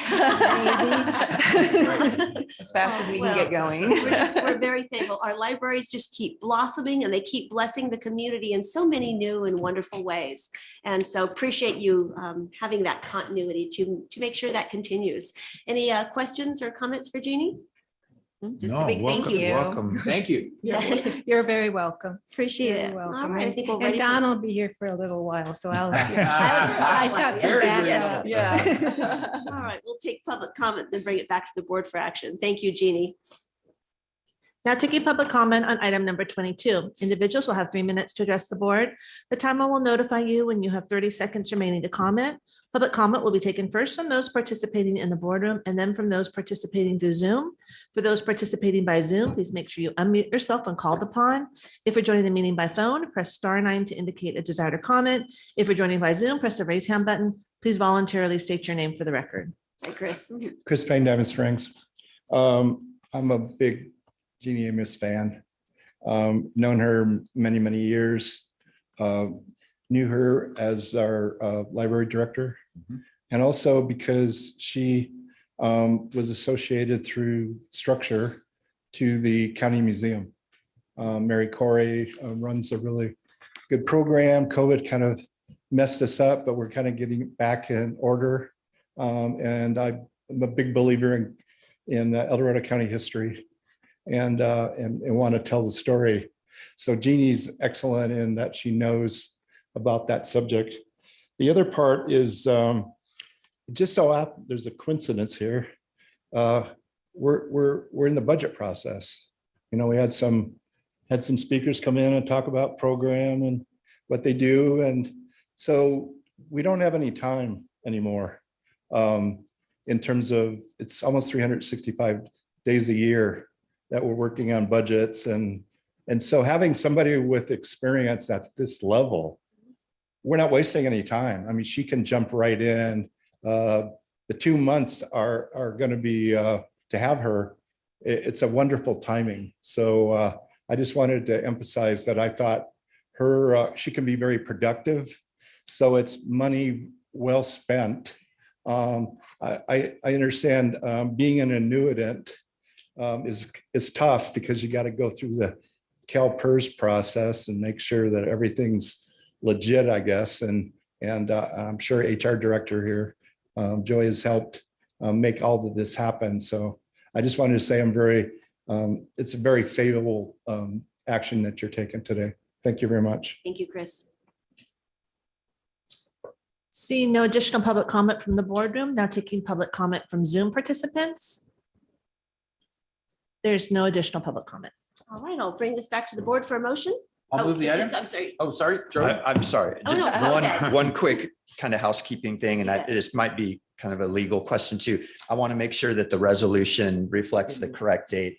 I don't believe we had a chance to update that prior to the meeting today. So I want to make sure it says March 13th, which is a Monday instead of March 4th. So it'll be reflected in the motion, and if your staff could just send us the updated resolution, we'll get that one signed. Will do. Thank you for Thanks, that Kelly. housekeeping. Yeah. Yeah. tip. All That's a right, good with idea. that, Supervisor So Hyrule. I'll move the item with the correction that it will be March 13th and not March 4th as the start date. A second. All right, all those in favor say aye. Aye. All right, motion passes unanimously. Thank you again, Jeannie. Welcome back, and we're delighted that you're helping us out in this capacity. All right, with that, item number 23, Kim. Item number 23 comes from the Chief Administrative Office recommending the board establish an ad hoc committee to draft a policy for naming county buildings and appoint 2 members to serve on the committee. Thank you, Kim. I'm Don Ashton, your CAO, Madam Chair. I've been asked to introduce the next 3 items, so I'm keeping me to work.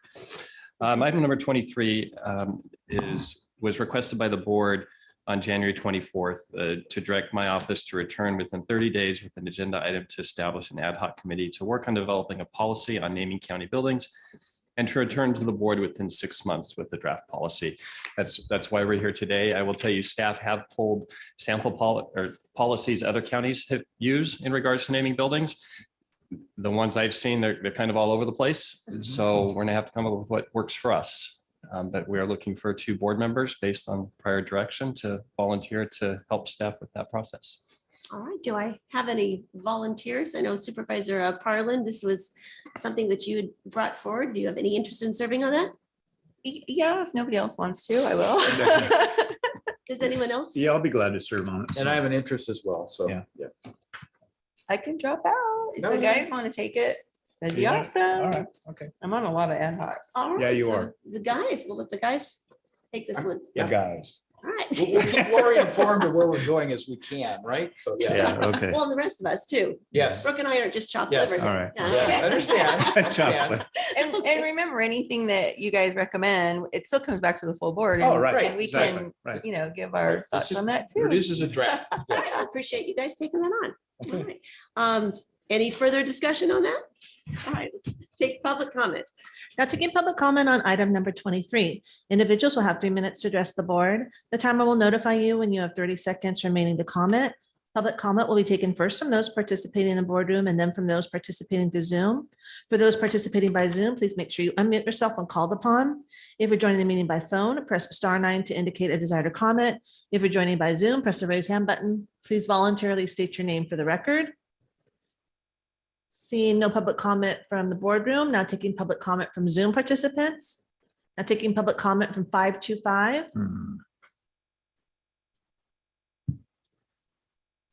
Hi, Leo Bennett Cochon, Shingle Springs. This is called a sandwich comment.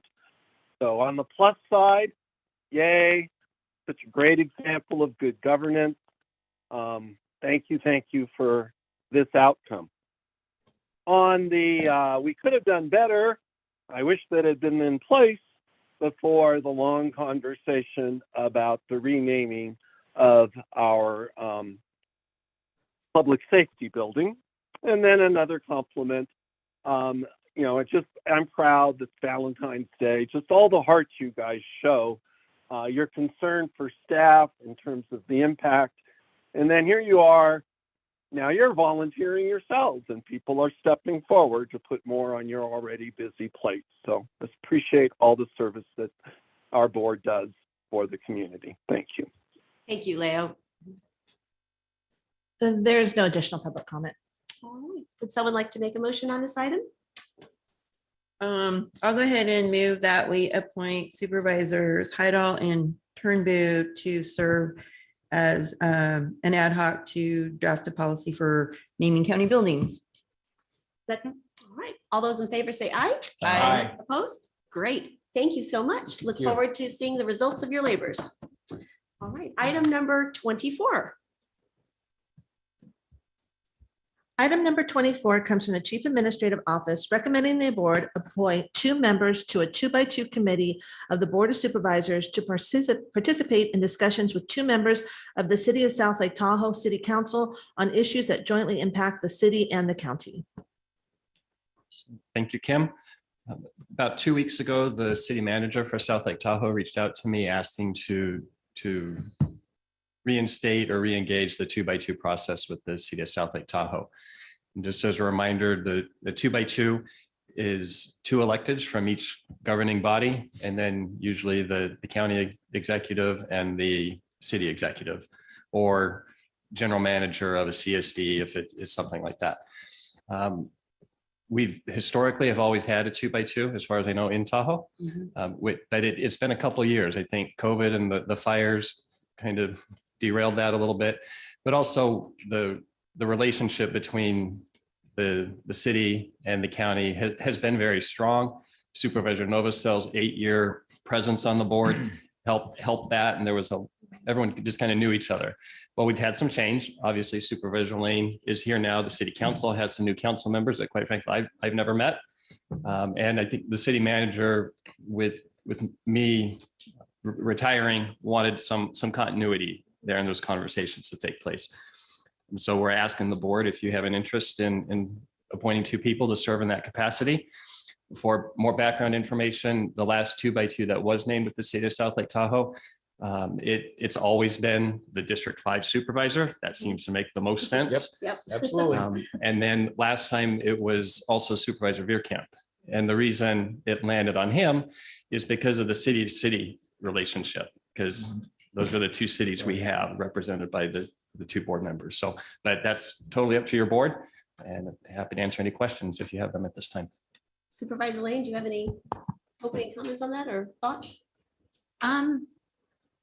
My thoughts are, first of all, I would love to keep that good relationship and that conversation going. We know it's been strained in the past, and the 2x2 really helped make a difference. So I'm encouraged that the city's the one who reached out and said, we would like to keep this going. I certainly feel that it would be appropriate to have the District 5 supervisor as one of those people. It would be fun to maybe send 2 other ones and just see how they react. Right? I know. Yeah. April Fools or something. Yes. But I did, my other thought was that Supervisor Thomas you stepped up and agreed to be my backup on so many of the different agencies up in the basin. And I think this might be a good way for you to be in touch with what's going on, so that if you do have to fill in when I miss every single Tahoe Regional Planning Agency meeting. Hey, wait a minute. You heard what that you you'll said, be right? there. So that's my thought, but I would be happy to serve with any of the other supervisors on the board. All of you would bring something good to the table. Everyone brings something different. And I would be happy to step up in this role, recognizing that the relationship of city government is different than county government. I understand the different dynamics on that. And so, will of the board, I'm happy to also let someone else do it, but would be happy to step up in that role as well. Any other thoughts? Sounds I think you've said it all. I think Yeah. we have All our right, two best choices Yeah, before us, exactly. so. All right, well then public comment. We're moving right along. Now taking public comment on item number 24. Individuals will have 3 minutes to address the board. The timer will notify you when you have 30 seconds remaining to comment. Public comment will be taken first from those participating in the boardroom and then from those participating through Zoom. For those participating by Zoom, please make sure you unmute yourself when called upon. If you're joining the meeting by phone, press *9 to indicate a desire to comment. If you're joining by Zoom, press the raise hand button. Please voluntarily state your name for the record. Chris Payne, Diamond Springs. Something I was thinking about when you were discussing this, Supervisor Lane. We're talking about a 2x2, but really we're not talking about the other agency, which you brought up just a second ago, TRPA. It's almost as I can see the benefit, you might not, of having a 2x2x2. So if you go up there, you also bring in TRPA just to be able to dialogue about their thoughts on matters. This wouldn't be a necessity every time because it might be a city county situation. But I just wanted to raise that question because it's an unusual situation up there that you don't find on the west slope of El Dorado County. So I thought I would bring it up just to see if I was correct. Thank you. Thank you, Chris. Seeing no additional public comment from the boardroom, now taking public comment from Zoom participants. Now taking public comment from 525.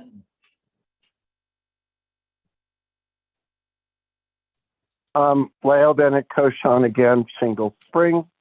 I fully support the dialogue the board has had and feel that Supervisor Thomas and Lane are really good tips for a 2x2 given their background in the city government. Together they're complementary skills in terms of the entire footprint of the county. And to me, it fits into your bigger conversation, which is, pardon the pun, but none of us are an island, nor a slope, nor a basin. We're all in this together. We all need to collaborate. And the more collaboration, the better. And, this is a joke now. There's been all these comments borrowing from the national divisiveness about wokeness.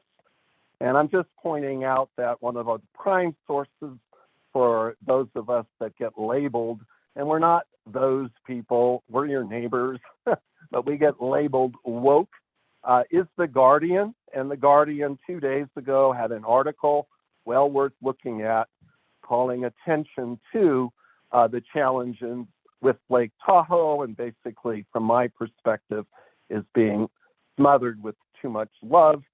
Their headline was that there's a people problem in terms of the Tahoe Basin. So I'm glad that it looks like there'll be even greater collaboration and very supportive of Supervisor Thomas and Lane gathering the consensus and diversity of our community for those conversations. Thank you again. Thank you, Leo. There's no additional public comment. I'd just like to address Chris's comment. I know when I was on the Placerville 2x2, I actually started that for the same reason, to get the communication between the city of Placerville and the county, which hadn't been occurring prior to that time.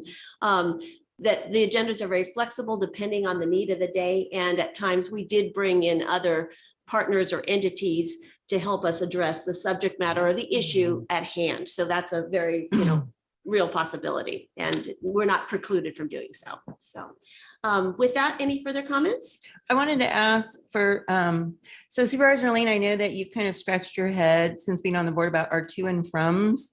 Right. And and maybe you guys can confirm this, but this is something where only 2 supervisors go, have a meeting. This is the perfect type of thing in my mind to report back just briefly, like with a sentence or 2 and to and from, so that we all know that something's going on. Right? Is that correct, you guys? Absolutely. So those I kind think of any things. ad hoc is open. Yeah, to that. anytime we're on an ad hoc or we're assigned to something, just give a brief update so the rest of the board knows. And Okay. that's kind of what they're intended for. Right. I don't know if we always do it so well, but we try.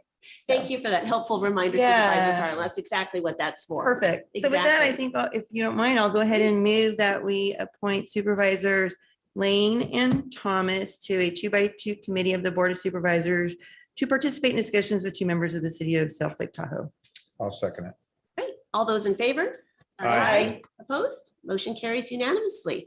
And I will look forward to that collaboration with your city. Now, I forgot to mention before the vote, that there is a requirement that you attend in person. Absolutely. No Zooming. Great. No Zoom. Okay, I'll be there. All right. I'll be there. That car will travel. There's still provisions in the Brown Act for Zooming, but they're hard to achieve, right? If you can come every week, we can come up there whenever you need us. Wait, then I want to be the alternate so we can have lunch. I'm kidding. Right? I'm kidding. As long as you're Sounds buying. good. I know, right? All right, item number 25, Kim. Item number 25 comes from the Chief Administrative Office recommending the board assess and evaluate the delivery of emergency preparedness, operations, and response, given the increased workload that has developed as a result of the increasing number of disasters in the county.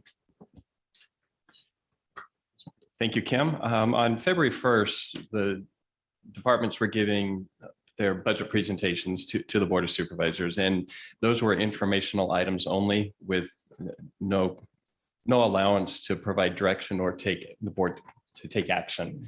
I think, and during the conversation, the board asked staff to come back today to have a conversation on our emergency preparedness, response, recovery efforts, and exactly what it says in the Legistar item, specifically given the increased workload and that what seems to be a continual stream of emergencies happening these days. So we're here today to have that conversation and receive any direction from the board in that regard.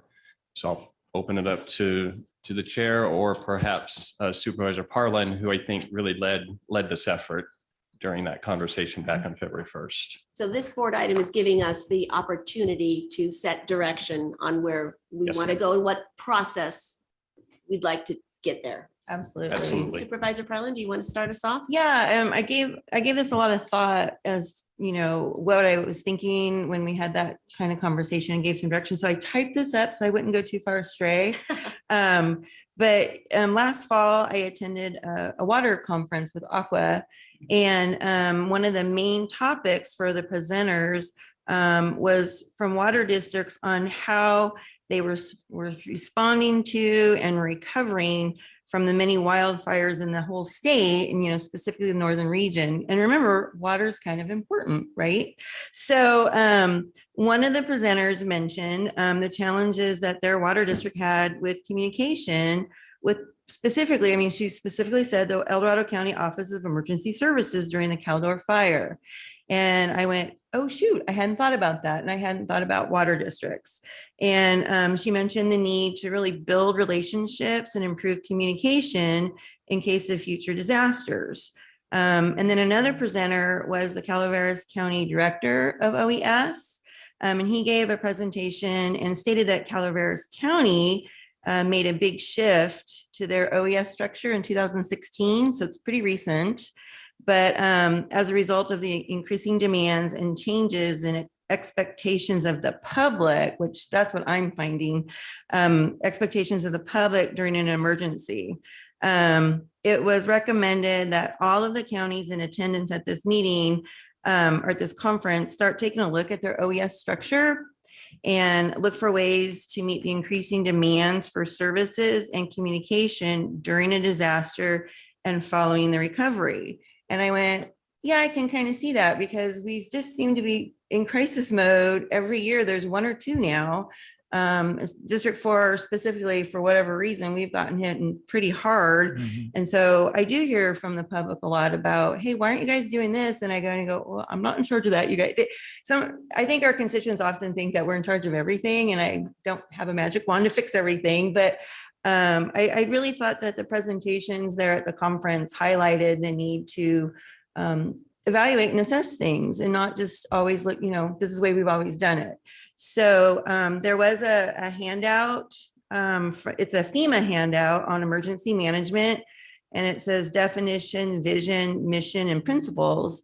And in the principles down in numbers 5 and 6, it really talks about and hones in on collaboration and coordination, and you do that ahead of, and it really should be a year-round effort. Right. And I think that now that we are just having these wildfires and the weather has changed so much, that this is something that I'd like to really study and look at and see what we can or cannot do to improve our services. So with that, I'm kind of thinking that this is a good opportunity to look at hiring a knowledgeable expert in this field and have them evaluate and assess our current OES structure and make recommendations. So, just take a look under the hood. Other counties are doing the same thing right now because the world has changed. Oh, yeah. It really has. It is. Like you said, it's a year-round effort now, not just a response, a one-time response, and then we're done, unfortunately. Right. Supervisor Turnbull. Yeah, and I agree with Lori. I mean, we got to get a handle on it. When we had the Caldor fire, we were kind of we were just going in circles. There were so many things that was going on that we needed to address, and especially with the water district up there in Grizzly Flat, the infrastructure was destroyed, and all the different things with the ag passes and everything, trying to help our ranchers, get back up there, especially when they were at grazing. And one thing about it, I think, and I gotta commend Alex Padilla for submitting that bill, and it passed, especially restructuring FEMA. And that's the Improvement, Reform, and Efficiency Fire Act. And it's a great thing. And now our county can work through this and make sure that they held accountable too. And the biggest thing is, like Lori was talking, deployment of resources before potential wildfire disasters. So that is really a good thing. And we're talking about housing and all the other issues this bill talks about: housing assistance, consistency in federal support to wildfire recovery. So there's a lot of good pieces to that bill that he put together and stuff, and it did pass. It went through. So I think this is a step in the right direction. It really is, and we can work. Now we have something in place, and we can make sure that FEMA's get their feet held to the fire. So go ahead, Don. I know you want to say something. Yeah. Oh, okay. I think Supervisor Heidel has his button pushed. Yeah, and thanks for bringing this forward, Supervisor Parlin, because I think it's time to reassess where we are. There's been a lot of changes. We talked about it several years ago, didn't really make a lot of progress in that area, but I think it is really time now. I've personally received inputs from Cal OES on things that they believe El Dorado County could do better in terms of collaboration, in terms of discussion. So I would hope they would be included in whatever review we do in terms of how do they view our interaction, our response, et cetera. Do they have recommendations on how that could become a better collaboration? Because we obviously have to work with the state. No matter what situation we seem to get into, we have to work with the state, or we're not going to be able to get the support for funding and all those things that happen after the fact. Exactly. So I very much support this idea and bringing a consultant. And I think if we can find the person with the right skill set, it is outstanding idea. And we'll get a third party type of view of it, and we'll get comparisons of what other counties have done. And so I think it could be a moment of change where we can move in a positive direction in terms of better preparedness. And I think that's the thing that we're always looking for, is how do we make the public more aware and prepared for those things which we know are eventuality. They will happen at some point in time. We just don't know where, and we don't know when. So thank you for those comments. And certainly Cal OES has been a really important collaborative partner with us through all of these emergencies. Yeah. Really good. Right.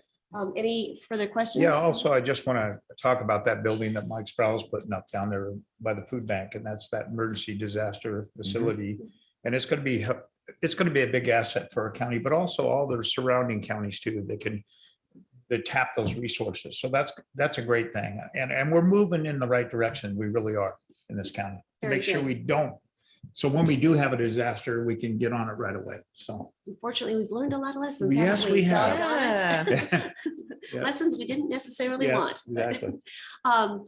So Dawn or Tiffany, have you at this point found potential consultants, or what is our process going to be given the board's direction today on this?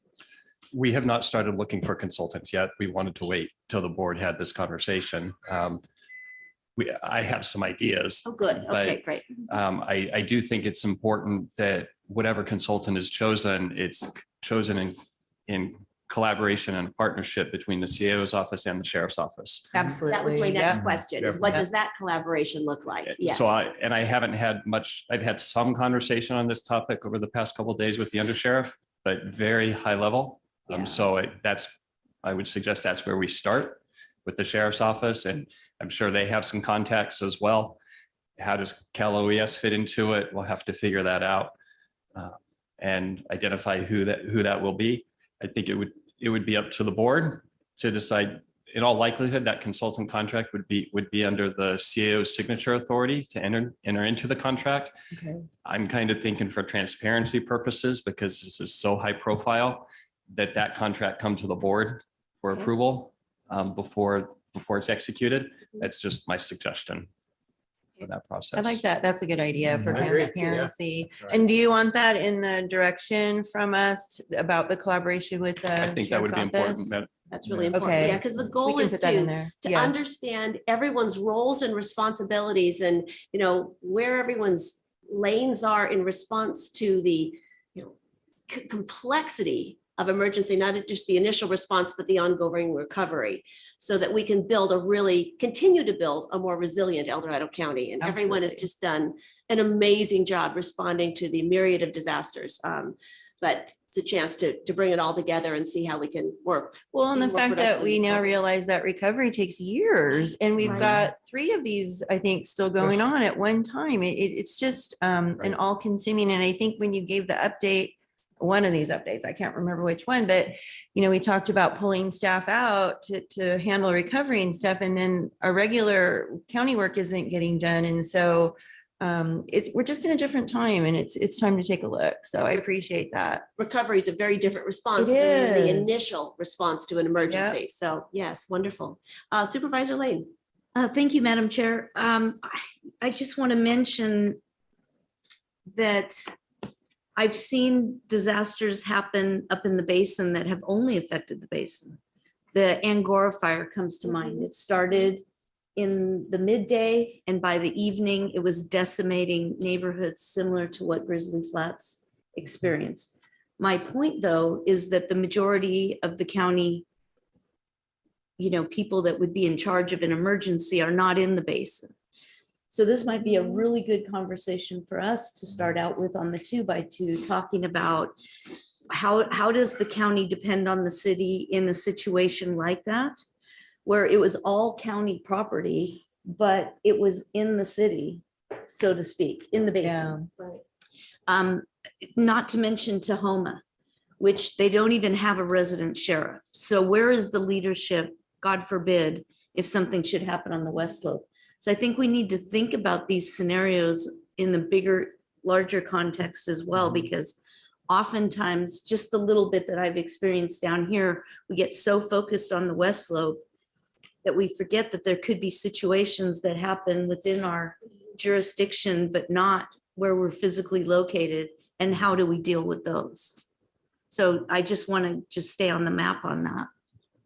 Excellent, excellent comments, and yet another complexity of this dynamic. So really think we're on the right track. Very good. Great conversation and process ahead. All right, Kim, I think we're ready for public comment. Now, taking public comment on item number 25, individuals will have 3 minutes to address the board. The timer will notify you when you have 30 seconds remaining to comment. Public comment will be taken first from those participating in the boardroom, and then from those participating through Zoom. For those participating by Zoom, please make sure you unmute yourself when called upon. If you're joining the meeting by phone, press *9 to indicate a desire to comment. If you're joining by Zoom, press the raise hand button. Please voluntarily state your name for the record. Chris Payne, Devon Springs. some of the things that I had thought about related to the words assess and evaluate the delivery of emergency preparedness operations and response was who are the stakeholders? It's not just the county. So come to mind, the first one that I definitely would be involved with is one that you know very well, and that's OAS, County OAS. Along with that, after you develop it, you'd want to make sure that you have the state OAS, at least in the dialogue, in representing what it is, your product. Because I believe there is a product that needs to be done. And the development of that product may take a while. Let me add the other ones.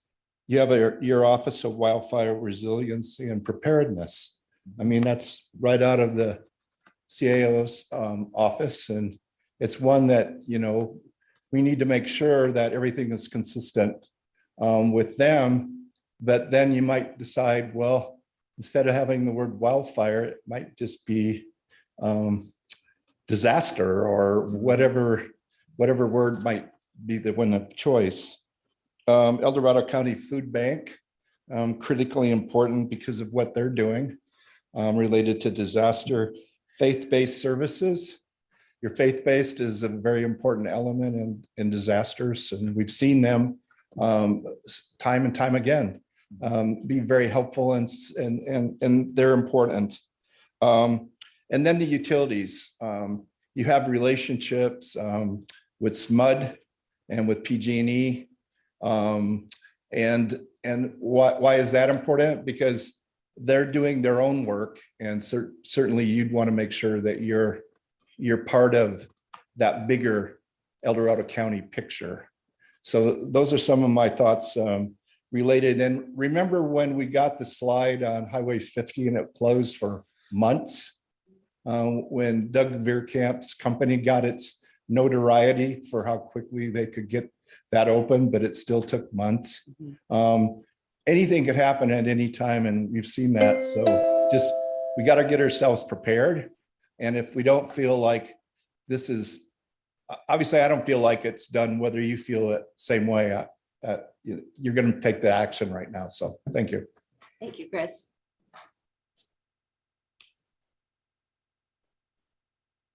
No additional public comment in the boardroom. Now taking public comment from Zoom participants. There's no additional public comment. All right, any further comments? No, I just want to thank the EOC for all their hard work, especially Yes. with all these disasters we've had in the county throughout the last few years. So Absolutely. thank you for their, I mean, they did an unbelievable job. So dedicated, yeah, and so definitely. diligent. Yeah. Yes, absolutely. Supervisor So I would like to suggest that we add the word recovery to this, because I think delivery of emergency preparedness, comma, operations, comma, response and recovery adds that other dimension. That's the womb to tomb Right, thing, because I think it's easy to forget that part of it that can go on for Right. 2, 3, 4, 5 years. That's the longest part is totally recovery. understand. Yeah. The Good recovery. point. Really the longest phase. Yeah, good point. That is a good point. Okay. All right, so do I have a motion, Supervisor? So we have Hartley, to you wanna make a motion out of this, huh? Okay. Can I just read back to you what I have taken? Yay. Okay. Yes. Yeah. So I have one, direct staff to identify a consultant to work in collaboration with the Chief Administrative Office and the Sheriff's Office to understand roles and responsibility of emergency preparedness, operations, response, and recovery. And 2, return to the board with a contract with the consultant for board approval. Kim, you are good. Wow. You are good. Is there anything else that needs to be in there? I'll look at our interim CAO. Anything else in there that needs to be in there? I think she captured it well. Yeah. And was there, I'm sorry, was there a date? How long? Do we want that, or on this one? I mean, within, 6 months. Yeah, so Yeah, I the board's mean- previous action included or direction included within 6 months. Okay, perfect. Okay, Perfect. that works. That's okay. Yeah, and that was just February 1st, so that wasn't that long ago. Oh, we're rocking it. Right? Nice. So do I Um, take that to be a Yes, motion? please. I would love to Supervisor make that Hartley? motion. I'll second yes. it. All right, all those in favor say aye. Aye. Aye. Motion carries unanimously. All Very right. good. Thank discussion. you. Very good. Thank you, CAO's office. We appreciate you bringing this back for board's direction, and Kim, excellent job on capturing the motion. Yeah. Perfect. So with that, it's 11:30 and we are done with the department matters. I assume we're gonna go recess into closed session and take a few before lunch, and then we'll be back at 1 for open forum. Okay, so the board will now recess, or actually, Kim, do you do this or do I do this? I forgot. I do. Sorry. I had a brain freeze for a minute. It's okay. Here we go. The board will now recess into closed session to hear items 28 through 32 as specified on the agenda. Anyone who wishes to provide comments concerning those matters may do so at this time. Now taking public comment on closed session items 28 through 32. Individuals will have 3 minutes to address the board. The timer will notify you when you have 30 seconds remaining to comment. Public comment will be taken first from those participating in the boardroom and then from those participating through Zoom. For those participating by Zoom, please make sure you unmute yourself when called upon. If you're joining the meeting by phone, press *9 to indicate a desire to comment. If you're joining by Zoom, press the raise hand button. Please voluntarily state your name for the record. Seeing no public comment in the boardroom, now taking public comment from Zoom participants. There's no public comment. All right, so we will see everyone at 1 o'clock for open.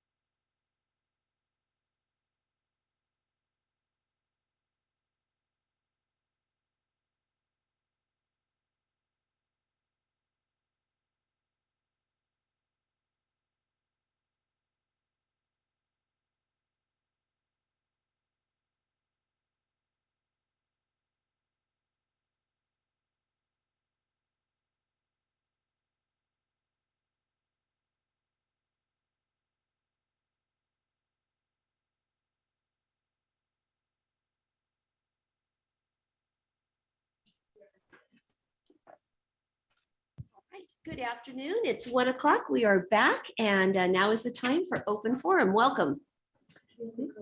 Oh, I'm sorry. Yes, County Council, do we have anything to report from closed session? Thank you, Madam Chair. The board met in closed session and heard items 28, 29, and 32. There's no action to report out. Thank you. All right. Thank you, Kim. Now we're ready for public forum. Now taking public comment on open forum. Individuals will have 3 minutes to address the board. The timer will notify you when you have 30 seconds remaining to comment. Public comment will be taken first from those participating in the boardroom and then from those participating through Zoom. For those participating by Zoom, please make sure you unmute yourself when called upon. If you're joining the meeting by phone, press *9 to indicate a desire to comment. If you're joining by Zoom, press the raise hand button. Please voluntarily state your name for the record.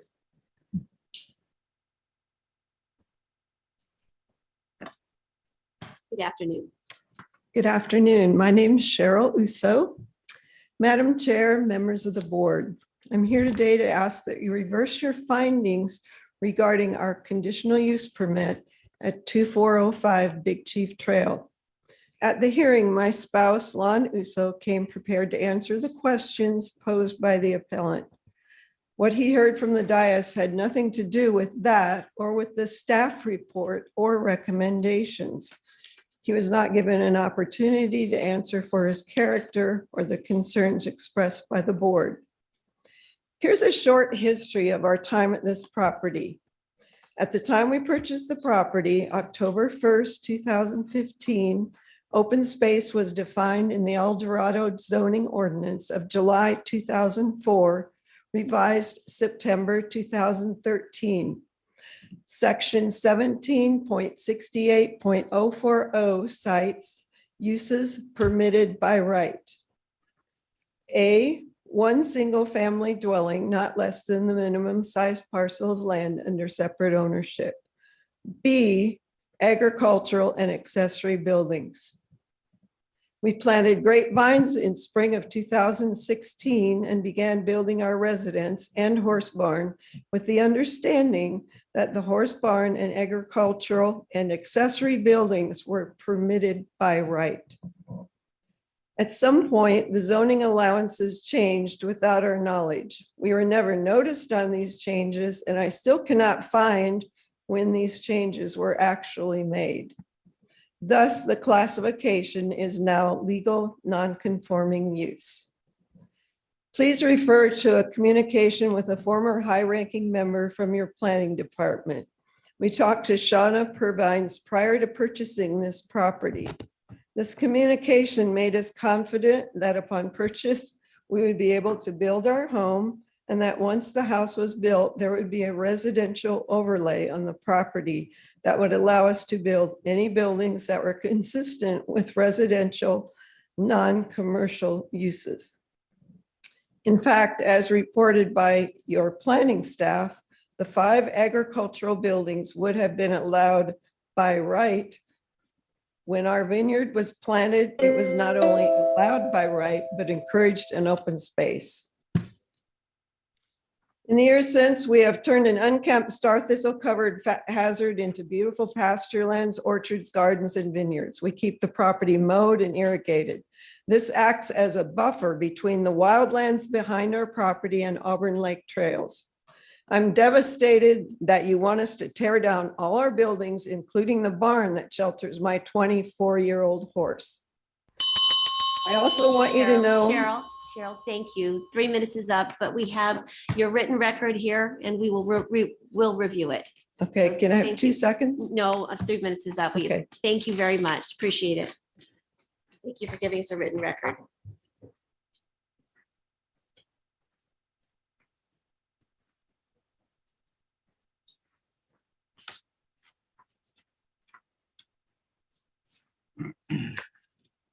I'll try to speak a little faster, but please bear with me. I'm gonna need a little extra time. Everyone has 3 minutes. We are consistent with that. I'm sorry, but we do adhere to that. I'd like an opportunity to answer some of your concerns with my project. Supervisor Lane, you felt that my saying that I would be your poster boy for a building without permits was insincere because I hadn't been punished. As of today, we have been in limbo for 3 years and have paid the county $14,000 in staff time to do research and prepare reports. There's a lot of time, a lot of money, and I wouldn't wish this on my worst enemy. Supervisor Turnbow, let me start by thanking you for reaching out to your appointed representative on the Planning Commission and getting to the truth.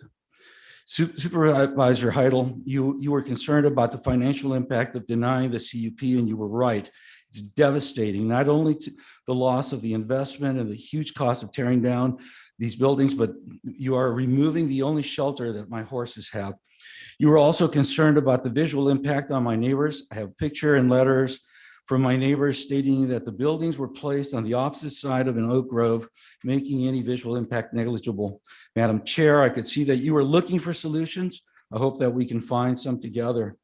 Your professional staff spent 3 years and hundreds of hours reviewing this project. They consulted with every county department and diligently made decisions based on county ordinances and policies in the report. First to your Planning Commission and then to you. They brought strong recommendations to approve the CUP. Each of you interviewed and chose a member of the Planning Commission to represent your values. That commission spent almost an hour asking me difficult questions. They had read the staff report carefully and studied the documents presented because their questions were all germane to the project. They ensured that the conditions placed on the CUP were there to protect the community and hold me to my word.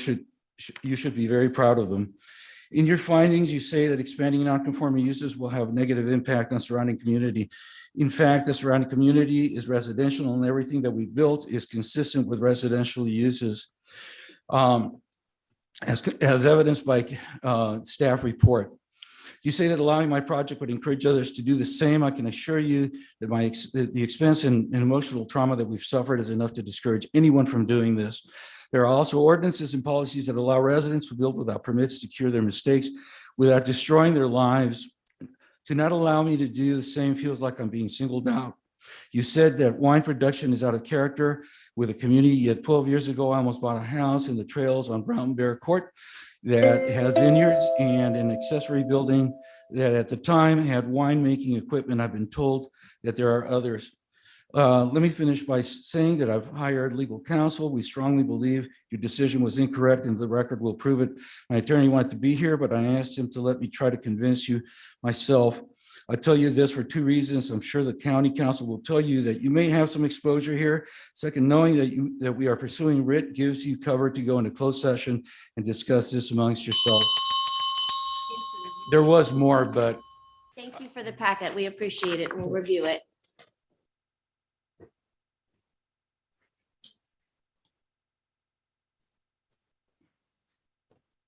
Good afternoon, Ruth. Thank you. Ruth Michelson, District 4. So, no, what is my district? I think so. Anyway, good afternoon.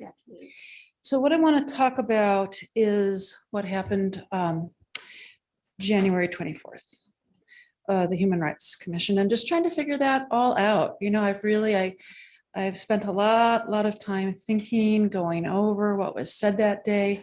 We know that January 3rd was the day that you were assigning supervisors to the various commissions and boards. We know that you couldn't find a second person for the Human Rights Commission. You said, let's discuss this later and table it, which you did. When you tabled it, you called it item 37, purpose, mission, and membership of the board. Nowhere, I want to say in that statement, did you talk about disbanding. The public didn't have the opportunity of knowing that was going to occur. It didn't have the opportunity that day to come and discuss disbanding the Human Rights Commission. So that's procedurally somewhat problematic to me. It could be correct or legal, I don't know, but it seemed problematic that that wasn't part of the item.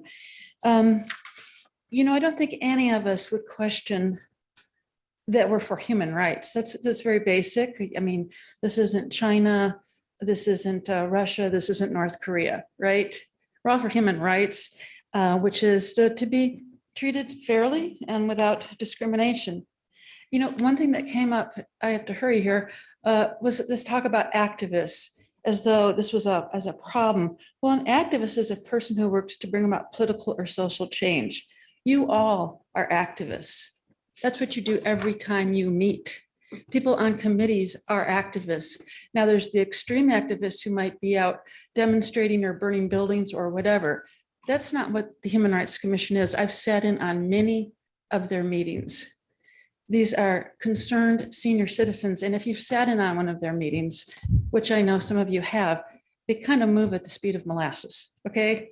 So, it's a pretty benign group. Speaking of benign, I looked at the work program that Supervisor Parlin was so concerned about, their work plan for this year. Also very benign. I don't really understand what the hysteria was about with that. Yes, they wanted to, okay, let's see, talk to the tribe. If there's only one spokesperson, have that spokesperson speak to the tribe so that the Shingle Springs Miwok can be a speaker. As far as picking and choosing, I've only heard one person ever say that the Human Rights Commission picks and chooses their topics. And that's a person who wants their personal issue to be addressed. That's not what the Human Rights Commission is about. They deal with issues that affect the whole community. I think. There we go. Thank you, Ruth. All righty. Appreciate it. I'm sorry, I'm not familiar with your protocol here. Do I need to check you in? No, you Okay, I can come just- on up to the Okay. microphone I and thought I'd swing by and share the love today. and welcome, welcome. Thank you. My name is Mark Greiner. I reside at 2423 Big Chief Trail, Auburn Lake Trails. My residence is directly on the south side of the USO property that's in question here today. My wife and I last fall moved up from Citrus Heights. We wanted a property that had fabulous views, sense of community, openness. We started looking around El Dorado County. I have a family history that goes back to 1934 in El Dorado County. I was drawn back to it when my grandparents lived just outside of El Dorado, where they had moved. I'm looking at this house. I got a wonderful view to the west. I got a fabulous view to the east of the hill. And to the north, there's this house up on the hill, and it's extraordinarily well maintained. The fields are mowed closer than most lawns in Citrus Heights. And there's a vineyard and there's some outbuildings. I started talking with the resident that was living there at that time. I said, well, is this a winery? Because when I Googled it, I saw this was a winery of sorts. Oh, no, no, no. These are just his vineyards for himself. There's no traffic coming and going. There are no weddings on the weekends. There are no parties, nothing like that. It's not a facility that's for rent. These are simply vineyards a private individual has for his production of his own wine. I find nothing objectionable about this property. Nothing. I can drive around El Dorado County and I can see properties I find objectionable all the time. Trailers, broken down cars, whatever. Nothing. It's as clean as a whistle. The fire break. I'm talking with my agent. I said, what's the fire insurance? Is it going to be $4,000, $5,000? How many? Picks up the phone, calls his agent, calls me back. We're in an exclusion zone. The USO property is a break. Bottom line is this. I'm asking to please negotiate a deal here to resolve this issue. They're my neighbors. I'm asking that they be able to maintain the property. I don't see the big deal about a couple metal outbuildings. I don't. Direct your staff to sit down, cut a deal. This is not El Dorado County. Thank you. Thank you for being here. Appreciate it.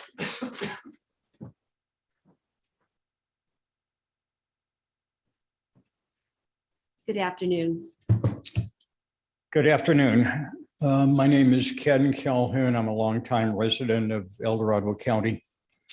And I own a property very close to Mr. Uso's ranch. Lon Uso screwed up. he made a big mistake.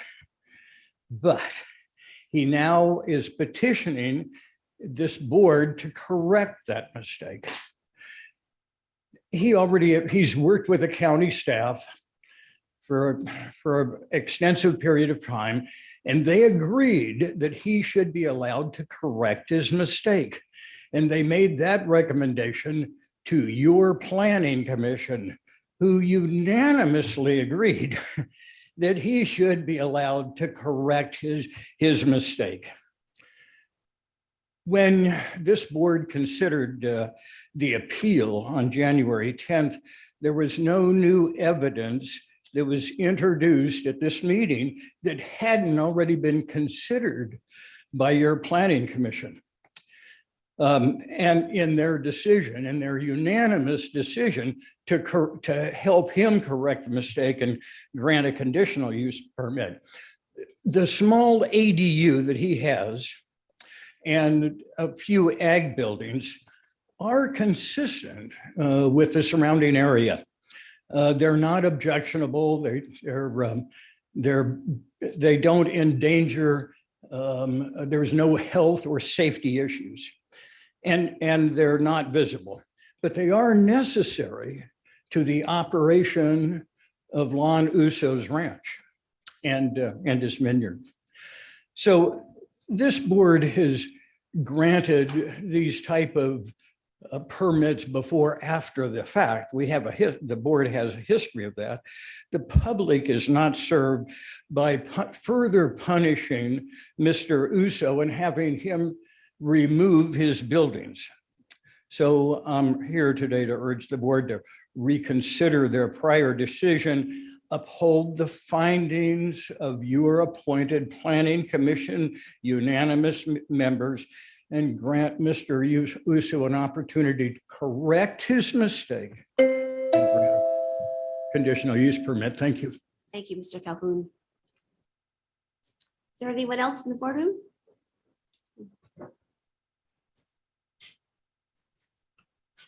Good afternoon. Good to see you Well, too. Look at you, Wendy. How lovely.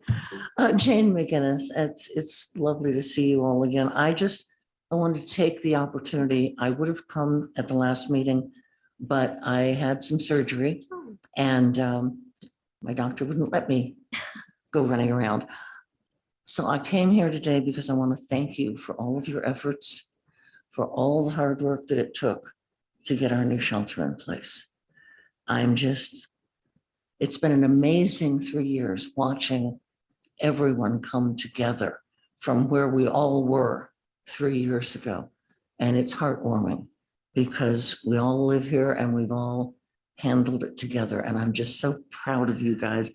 I especially want to express my amazing admiration for Lori's 4 moving parts strategy.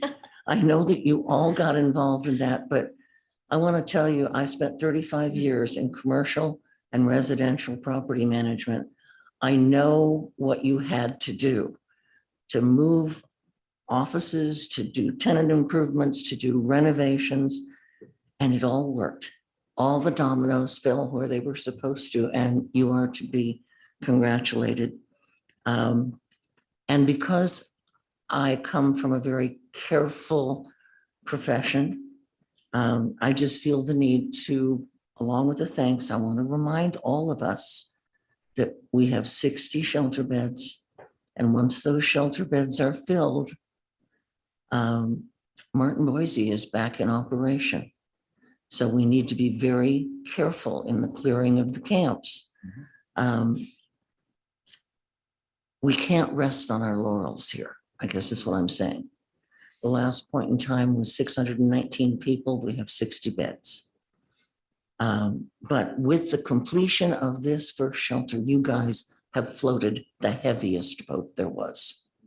And I absolutely believe with everyone working together, it should be a lot easier lift to identify the next thing and the next thing and the next thing from the EDOC plan, which was done beautifully.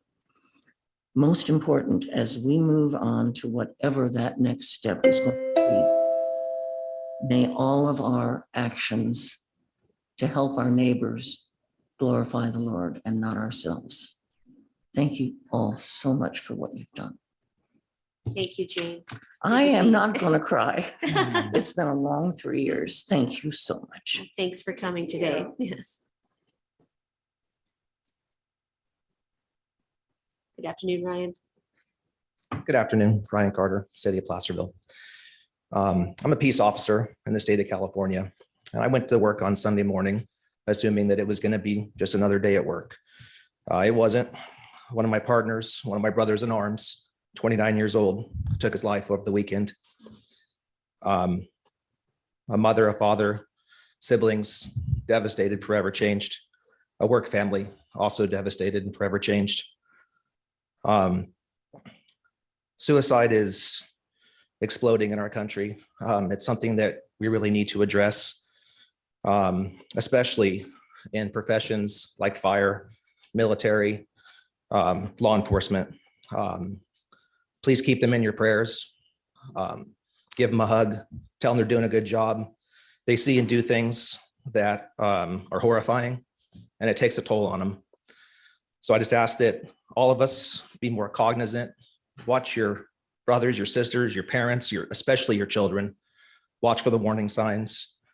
Understand that people are struggling with things that you don't understand, you never can understand, and just keep them in your prayers. And yeah, mental health is something that everybody needs to take an active role in, because it's really been a problem. So thank you. Thank you, Ryan, for that poignant caution. So sorry. Good afternoon.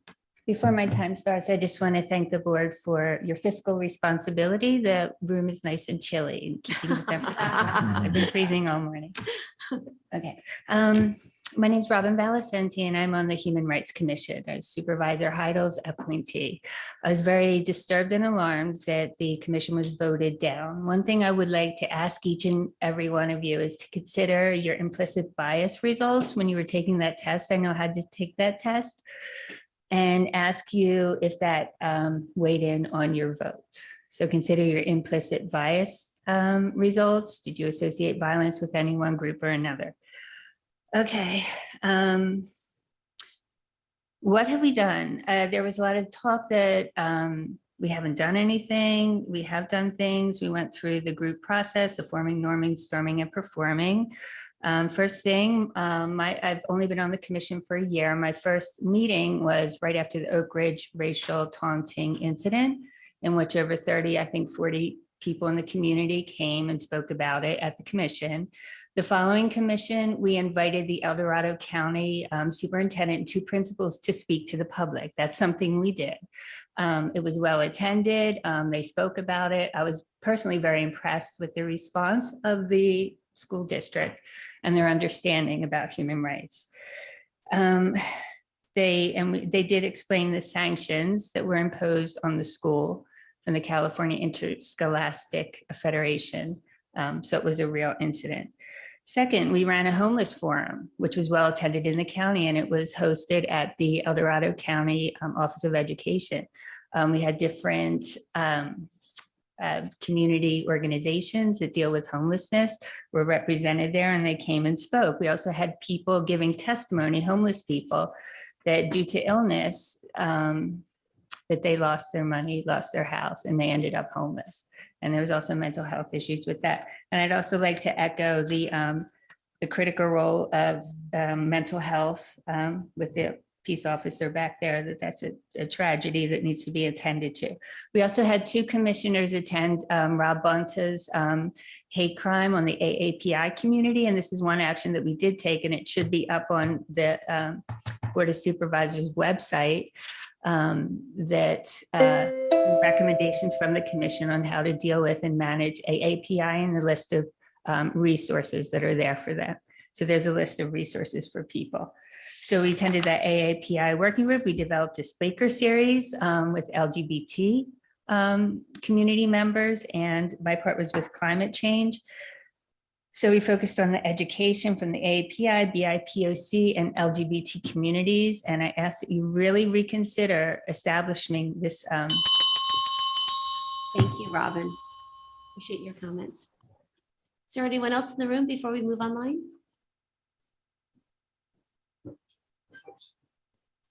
So I turned it off. Good afternoon, Mr. Smith. Good afternoon. I'm here against my better judgment, as usual, because I think that no matter what you say about the Human Rights Commission, it's again, one of those issues that's very divisive. It's like the great culture wars we have in the community. I thought the majority of you made an appropriate conclusion. If you ask anybody on the street 3 simple questions, do you know that we have a Human Rights Commission? Do you know what they do? And during the last 3 years, can you tell us anything they've done? That would give you an answer. Now, that doesn't mean to point fingers. It doesn't matter whether it's this body failed to exercise leadership or they did. We already have people in this community who do a great job of public education about human rights.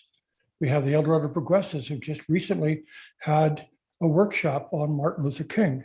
A lot of churches and other groups do it. So it is being addressed. And I just point out that when I say that the culture wars, it's just in this discussion in the past, like so many, has been to demonize people who don't agree with you.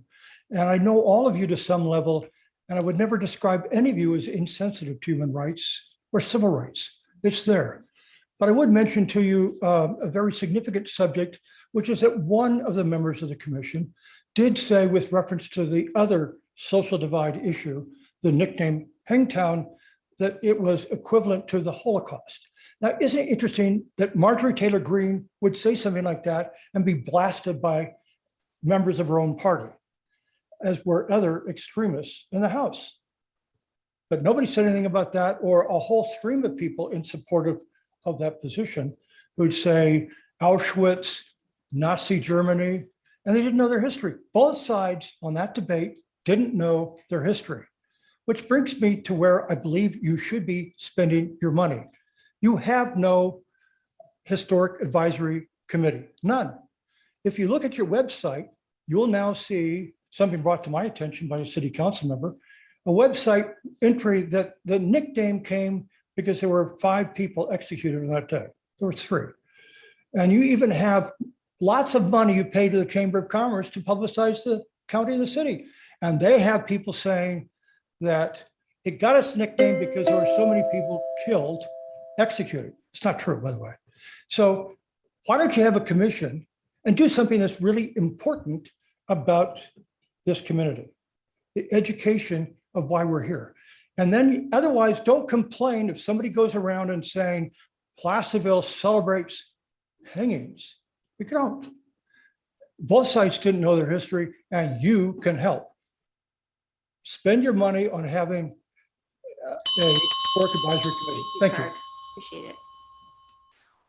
Good afternoon. Good afternoon, supervisors. My name is Daniel. I go by Danny the Plumber. I maintain my anonymity, and 3 minutes will not be enough to address the council this afternoon. But thank you Everyone for gets 3 having me. minutes. Thank you for I understanding. brought some things with me that I want to read into the record about myself, my personal character, and what I provide to this community on a regular basis. As a child, I was in the system, and I never came out of the system until I was 26 years old, and I was discharged from Dual Vocational Institute at Tracy State Penitentiary.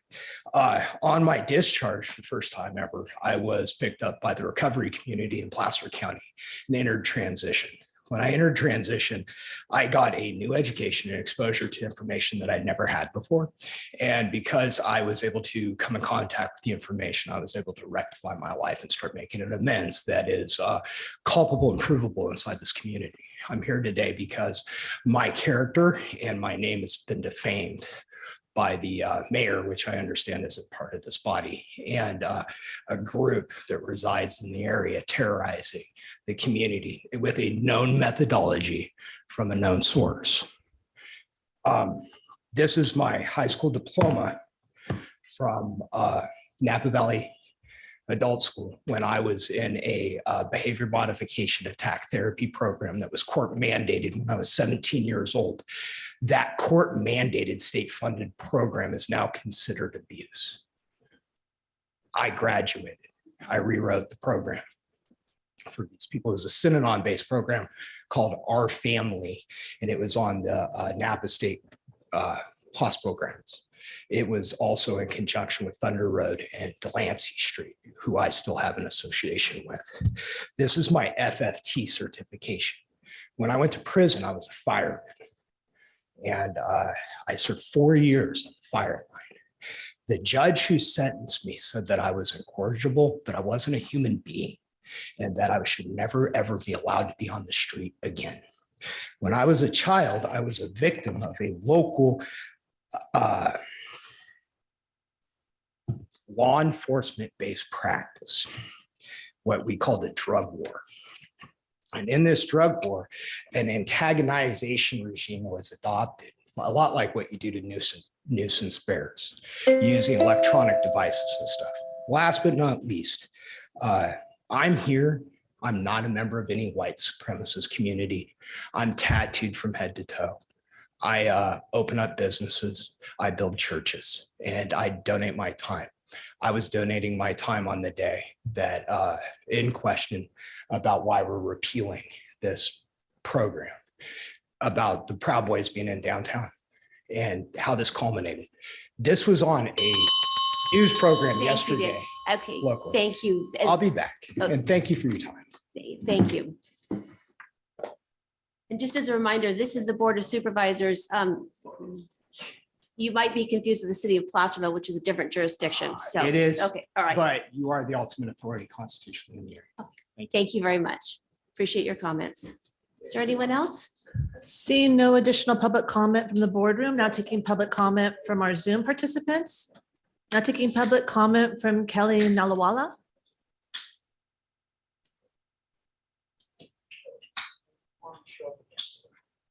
Kelly, can you unmute yourself, please? Hello. Hi, we can hear you, Kelly.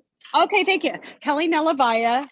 Someday we'll get that right. Yeah, I would like to touch on a couple of things. One thing, Robin from the Human Rights Commission, you are exactly why we wanted this commission gone. This was the right decision. Your wokeness in automatically assuming that our board members are intrinsically unknowingly racist and all those other new age language that you want to use while you are there in your designer clothes and bragging about your children with my girlfriend about your country day and Jesuit experience. So you know nothing about the everyday student in El Dorado County. We are a county of values. Those kids were put on trial by these people, Robin especially, at the Human Rights Commission over one individual student's bad choice learning experience. They have an agenda. I support you, board, in realizing that and recommending that, yes, absolutely start a foundation, start a nonprofit, start your own group, but you do not represent the voices of the citizens in general of El Dorado County. Secondly, as touching as the tribute was to the homeless shelter, I'm very saddened to hear we're already experiencing overdose call in over the weekend. We're having sheriff's interactions already. I hope this isn't the beginning of a spiral and that we stay right on top of it and make sure that we haven't created more of a mess than we have before. And that's it. Thanks so much. Thank you, Kelly. Now taking public comment from Allison Tabor.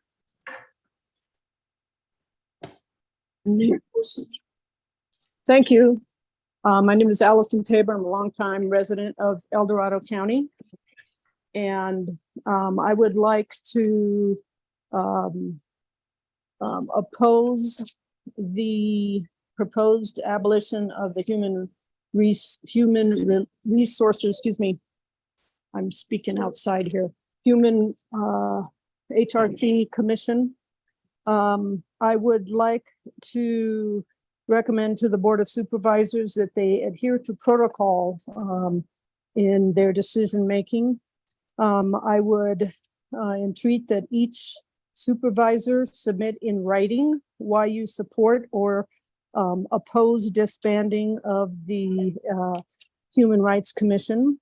I would like this item agendized at another meeting so that letters from the public can be entered into the record. I would like HRC to be understood as a broad concept. It covers everything from discrimination on many levels to the right to live in dignity with access to clean water and other public health concerns. It's a very broad concept. The decision to continue or abolish should be taken seriously and should not be dealt with in a cavalier manner and decided without diligence. Thank you. Thank you, Allison. Now taking public comment from Mandy Rodriguez. Oh gosh, it's so funny to me. And part of me feels like you guys should have to just live with the Human Rights Commission and suffer through it forever and ever, like I said last time. But I think it's pretty disgusting that Susan Simpkin and these people, they reach out to the Sacramento Bee.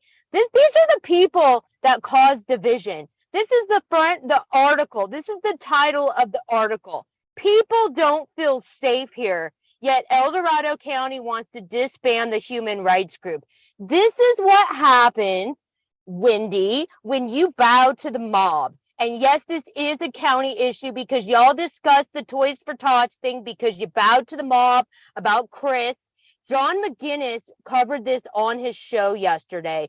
That's where this is going. After 2 years, this can't be let go because this is their shiny toy that they can use to virtue signal. They cannot let go of the fact that a guy showed up to a Toys for Tots thing in a Santa outfit and he took pictures with everybody.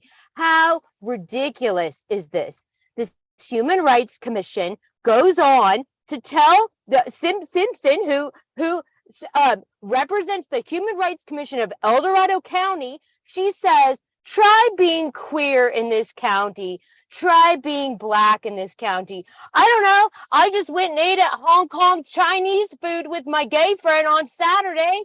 He didn't have a problem. He hasn't complained about, being a target or feeling unsafe in this community. Like, these people are the ones, they are the people that they pretend to hate. This Human Rights Commission is an absolute leftist, progressive, activist organization. They have creeped their way into the county. There's no place for them. I cannot believe that we are still talking about this, but yet I can, because Wendy, you and your husband, you took a knee to the mob, and now we're still dealing with it years later. And not only you have to deal with it, but the people that live in this county that get up every day and all they want to do is make sure their kids are safe and that they can pay their PG&E bill. The people of this county are the ones who have to deal with the repercussions because you didn't have the courage to stand up and stand on truth. This goes for all of you on the board that voted against commissioners because they happen to dress up as Santa Claus. Y'all are cowards, and you made your bed. You should lie in it. Have a nice day, cowards. Thank you, Mandy. Now taking public comment from 525.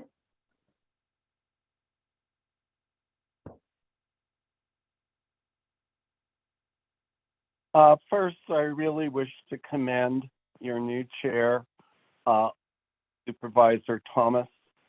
Your civility, you're finding something positive in every citizen. It is just a breath of fresh air from other, and this doesn't take away from your predecessor. After all, I nominated her for sainthood, I believe. But it's just so contrasting with other boards. When they're under this kind of stress, they don't have to say anything and they take that option. And it builds up where people feel like they're coming with their feelings about buildings, about politics. And, I understand not saying a word, but it builds up resentment. So I just appreciate the fact that all of you, but especially now your chair, shows such good modeling of good governance and civility. I feel that's what the Human Rights Commission is about. And I understand the perspectives and conversations about what's the appropriate home. A constant theme in today's meeting has been about communication and collaboration. And my future friend Mandy, who used to talk to me but now won't anymore because apparently progressives don't belong up here, but hey, my door's always open. So I think you can tell from my future friend Mandy that this is a deeply divisive issue. I urge you to consider revisiting it like you did the Navigation Center, that perhaps Supervisor Thomas meet with one of the votes, like Supervisor Heidel or Supervisor Lane.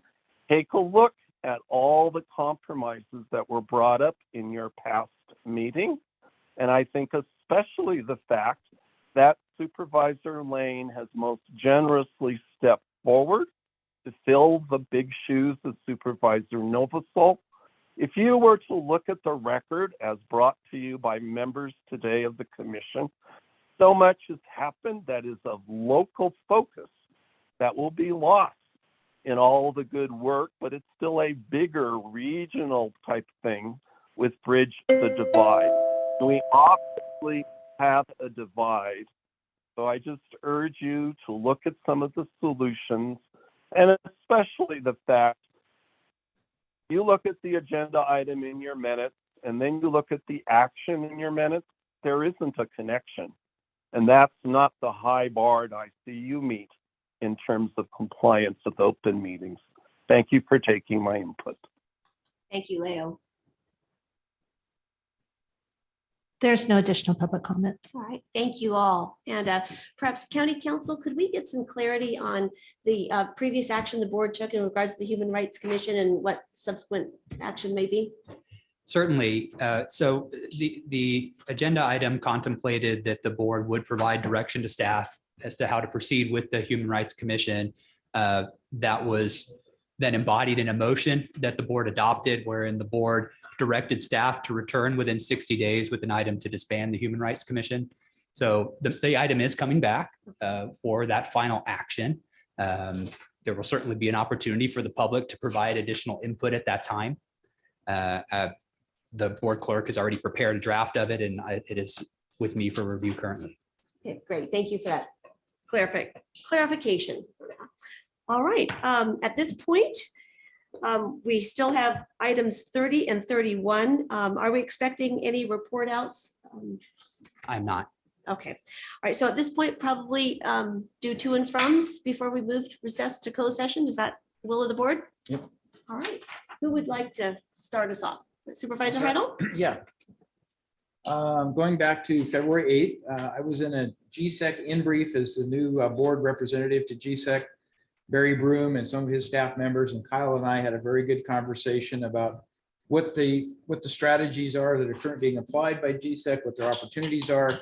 There were several offers of assistance in terms of doing things like doing a complete countywide workforce survey that GSEC is willing to come in and help us understand what is the workforce that's available if we're encouraging economic development and workplaces that have large amounts of ability to hire people.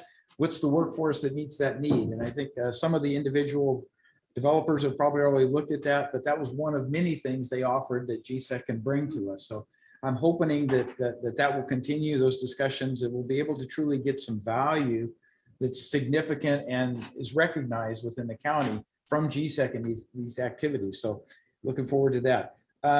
There is a proposed card room and restaurant going into El Dorado Hills in this old Sienna restaurant location. It has to go through the sheriff's department for review. So obviously it's not an approved deal, but it's kind of a unique process. And I've been trying to understand how unique it is, but that is just a heads up that there is a proposal, I guess I should call it, to put a card room and restaurant in that location. And we'll hear more as it matures from the sheriff's department, presumably. Lori and I attended the ad hoc committee for Chili Bar, and I'll let her report on that with more detail. Again, on the 8th, the El Dorado Hills Area Planning Advisory Committee held their monthly meeting. I mentioned that because Rafael Martinez was a guest speaker, and he was able to answer a lot of questions that the various members of the public had on the way DOT does their planning, how they're implementing certain priorities in terms of roadway maintenance, what they're looking at in terms of future capital needs, those kinds of things. So if you get a chance, I would encourage you to listen to that. I thought it was a different perspective that Raphael presented than what we typically hear in board meetings. You know, it's a more casual, this is interacting with the public. I thought it was an excellent presentation and exchange. It was very much appreciated, and it is all recorded and available on a YouTube video. So just make a note of that. And then on the 9th, Wendy and I were involved with the Budget Ad Hoc Committee meeting, and I'll let you respond to that a little bit more if you choose to. But, and then the last thing, on Monday, I participated in new employee orientation. And I just, again, want to compliment staff for the wonderful planning they put in place and the way that's presented, because I think it really does help new employees recognize that El Dorado County is a different employer than a lot of employers they've had. And hopefully it's a special place to work and hopefully live within the county. So I just kudos to HR and Don and his staff for making all that come together. I think we're really going down a good path in that regard. And then lastly, yesterday afternoon, there was a dedication at El Dorado Hills Fire Station 84, the Peggy Willis Fire Safe Library and Bench dedication.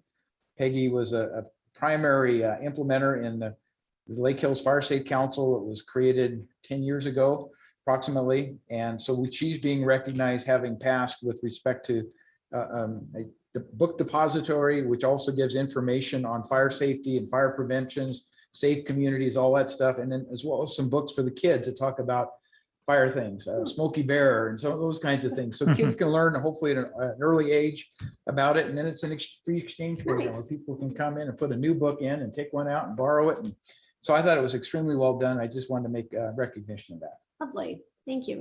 I agree with you about our new employee orientations. Those are just a great way to get folks, you know, plugged in and get them started on the right path and connected. And I love the opportunity for us to express our appreciation to all the new employees that are coming to join our county family to serve the citizens of El Dorado County. It's a really great thing. So thank you for taking part in that. Supervisor Turnbull? Yeah, I wanted to attended a water agency meeting with Lori and Wendy and stuff, and it went very, very well. Some of the issues and attacking the issues that's going on in Grizzly Flat. So we're moving forward with that. So that's a great thing. And especially the flooding issues that's been going around through our county, especially Cameron Park. So also attended with John, the community risk reduction meeting that we had, and it was a great meeting. It really was. And she was very informative of what was going on. It's the El Dorado Hills Fire Department. Right, So it's specific to the issues they've had down there. Right, exactly. So it's actually a good thing. Then we had the Debbie Manning monthly meeting we always have with her, and then APAC, and it was really good. John spoke a little bit about it, and I want to thank Raphael for clarifying some of the issues and stuff that's going on, especially when it comes to traffic and some of the things that El Dorado County is doing. So anyway, it was a great meeting. I had to cut out of it a little bit early. Sorry, John, I left you there. Yeah, that's okay. But anyway, I survived. You survived. So anyway, and then also last night, Kevin Kiley spoke at the Republican Central Committee, and I talked to him about some of the issues when he talked to the president and stuff. And the president is he's looking into it. They're going to have a meeting here pretty soon and gathering all the information. Also, we have next week, which would be next Thursday, Dawn and myself. Kevin Kiley and his chief of staff are going to cruise up the Grizzly Flat, and we're going to talk a lot of the residents and the impacts and stuff on it. So it's a great thing. One of the things that he was talking about, he talked about we entered in a red room, and I said, a red room? He says, yeah, all the walls and everything, the ceiling's all painted red. So they call it the red room. So one of the things when he was talking to it, he talked to the president and stuff, and then Kamala Harris came up and it kind of broke the conversation up. So he didn't get all the answers that he needed. So I just wanted to tell you that. All right. Thank you so much. Supervisor Farley? Yeah, that's right. Last Wednesday, Supervisor Thomas and I forget all the things we do, and then you go back and look at your calendar. But we were placed on the Fire and Emergency Services Ad Hoc Committee meeting. So we had a meeting with staff last Wednesday and started that process. And I think if I remember right, we both basically just got background information so that we're prepared for next steps. And I think the most exciting thing that I think all of you have been hearing about is the potential for El Dorado County Fire Protection District and Diamond Springs. They're looking at a merger, and it's looking really, really encouraging. And of course, the Meeks Bay and North, that one's really, that has to happen. There's no way around it. So that one's pretty much on its way just because of their already mutual service agreement. So that one looks encouraging. And then on the water agency, I just wanted to mention a couple other things that we talked about.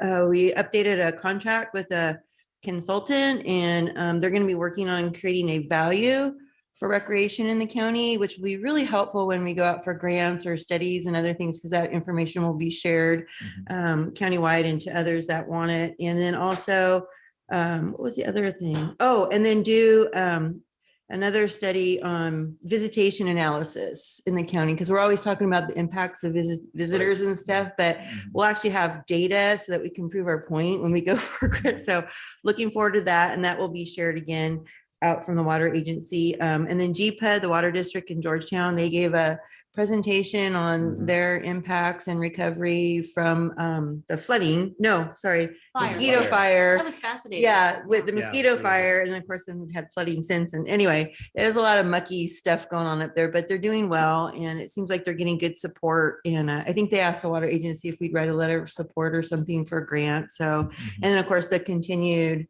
support from the water agency for the Grizzly Flats water is just so important as they're trying to get their feet back on the ground. And then, yeah, Supervisor Heidel and I had a really good meeting with staff on the Chili Bar Ad Hoc Committee. And it looks like one of the RFI requests for information submittals closely matched kind of what the board had put out for what we were looking at the RV and stuff. So tomorrow we will be meeting with that applicant on that submittal to kind of do some, this is a new process for the county kind of, we've not done anything quite like this. So we're figuring it out as we go, but I think everybody's very excited. We might be making some progress and hopefully opening up Chili Bar soon. So I really appreciate everybody's support as we move forward on this. It's been just really a unique process that it's going to be neat to see it come to fruition. So and then, yesterday at Taxpayers Association meeting, I just zoomed into it. And again, it was a county fire and Diamond Springs fire. We're talking, letting more people know about the merger. So it's getting really good support.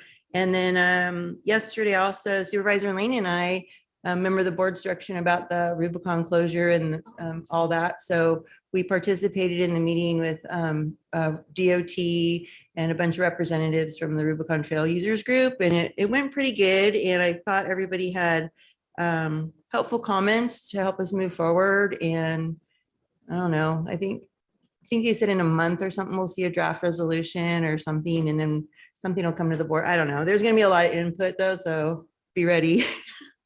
And then I listened to a really boring water bank project webinar last night. I'm really sorry I tuned in. It was awful. But anyway, I did do that. So I'm supposed to be, with the water agency learning more about water. So yay. That was about it. All right. Thank you. And thank you for taking part in that. Yeah, it was good. Yeah. Collaboration. So Collaboration. yeah. Word of the day. Yes. Supervisor Lane.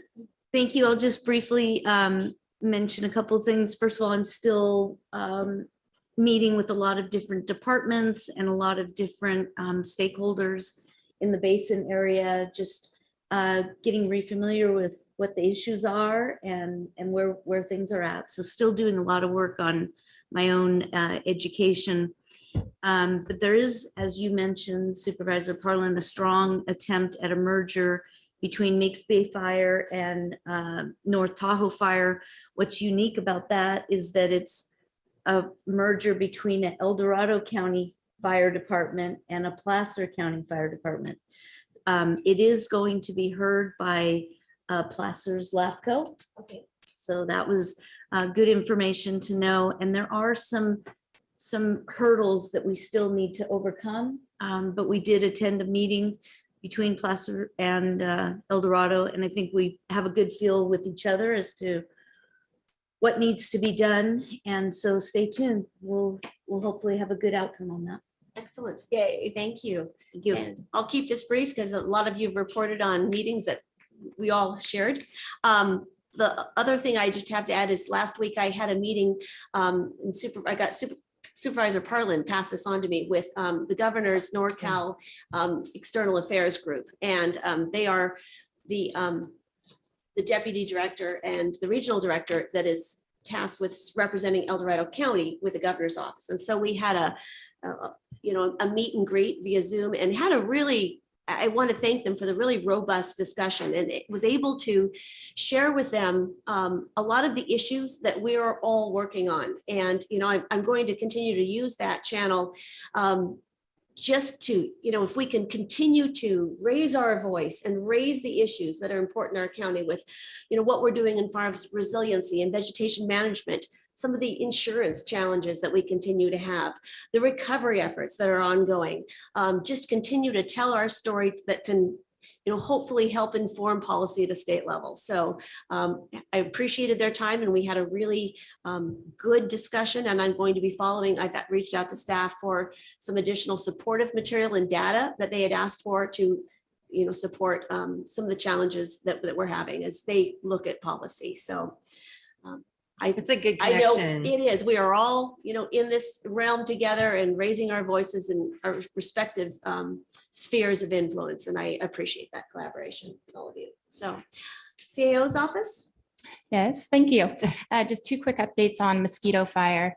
The first is we are still waiting to hear back from our submission to be part of the presidential major disaster declaration for mosquito fire. We have not heard back yet. They are adding counties every week, so we're hoping to hear back this week, and we'll let you know as soon as we hear something.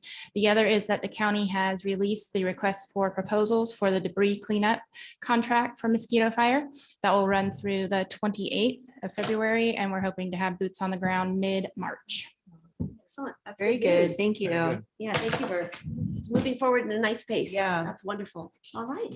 Well, thank you all. And at this time, the board will now recess into closed session to hear items 30 and 31 as specified on the agenda. And anyone who wishes to provide comments concerning items 30 and 31 may do so at this time. Madam Chair? Yes. I believe you already received comment on the entirety of it. Oh, so I I'm don't see sorry. a Need for the Thank you for that. Never mind. Okay, so with that, we will recess to closed session. Thank you all.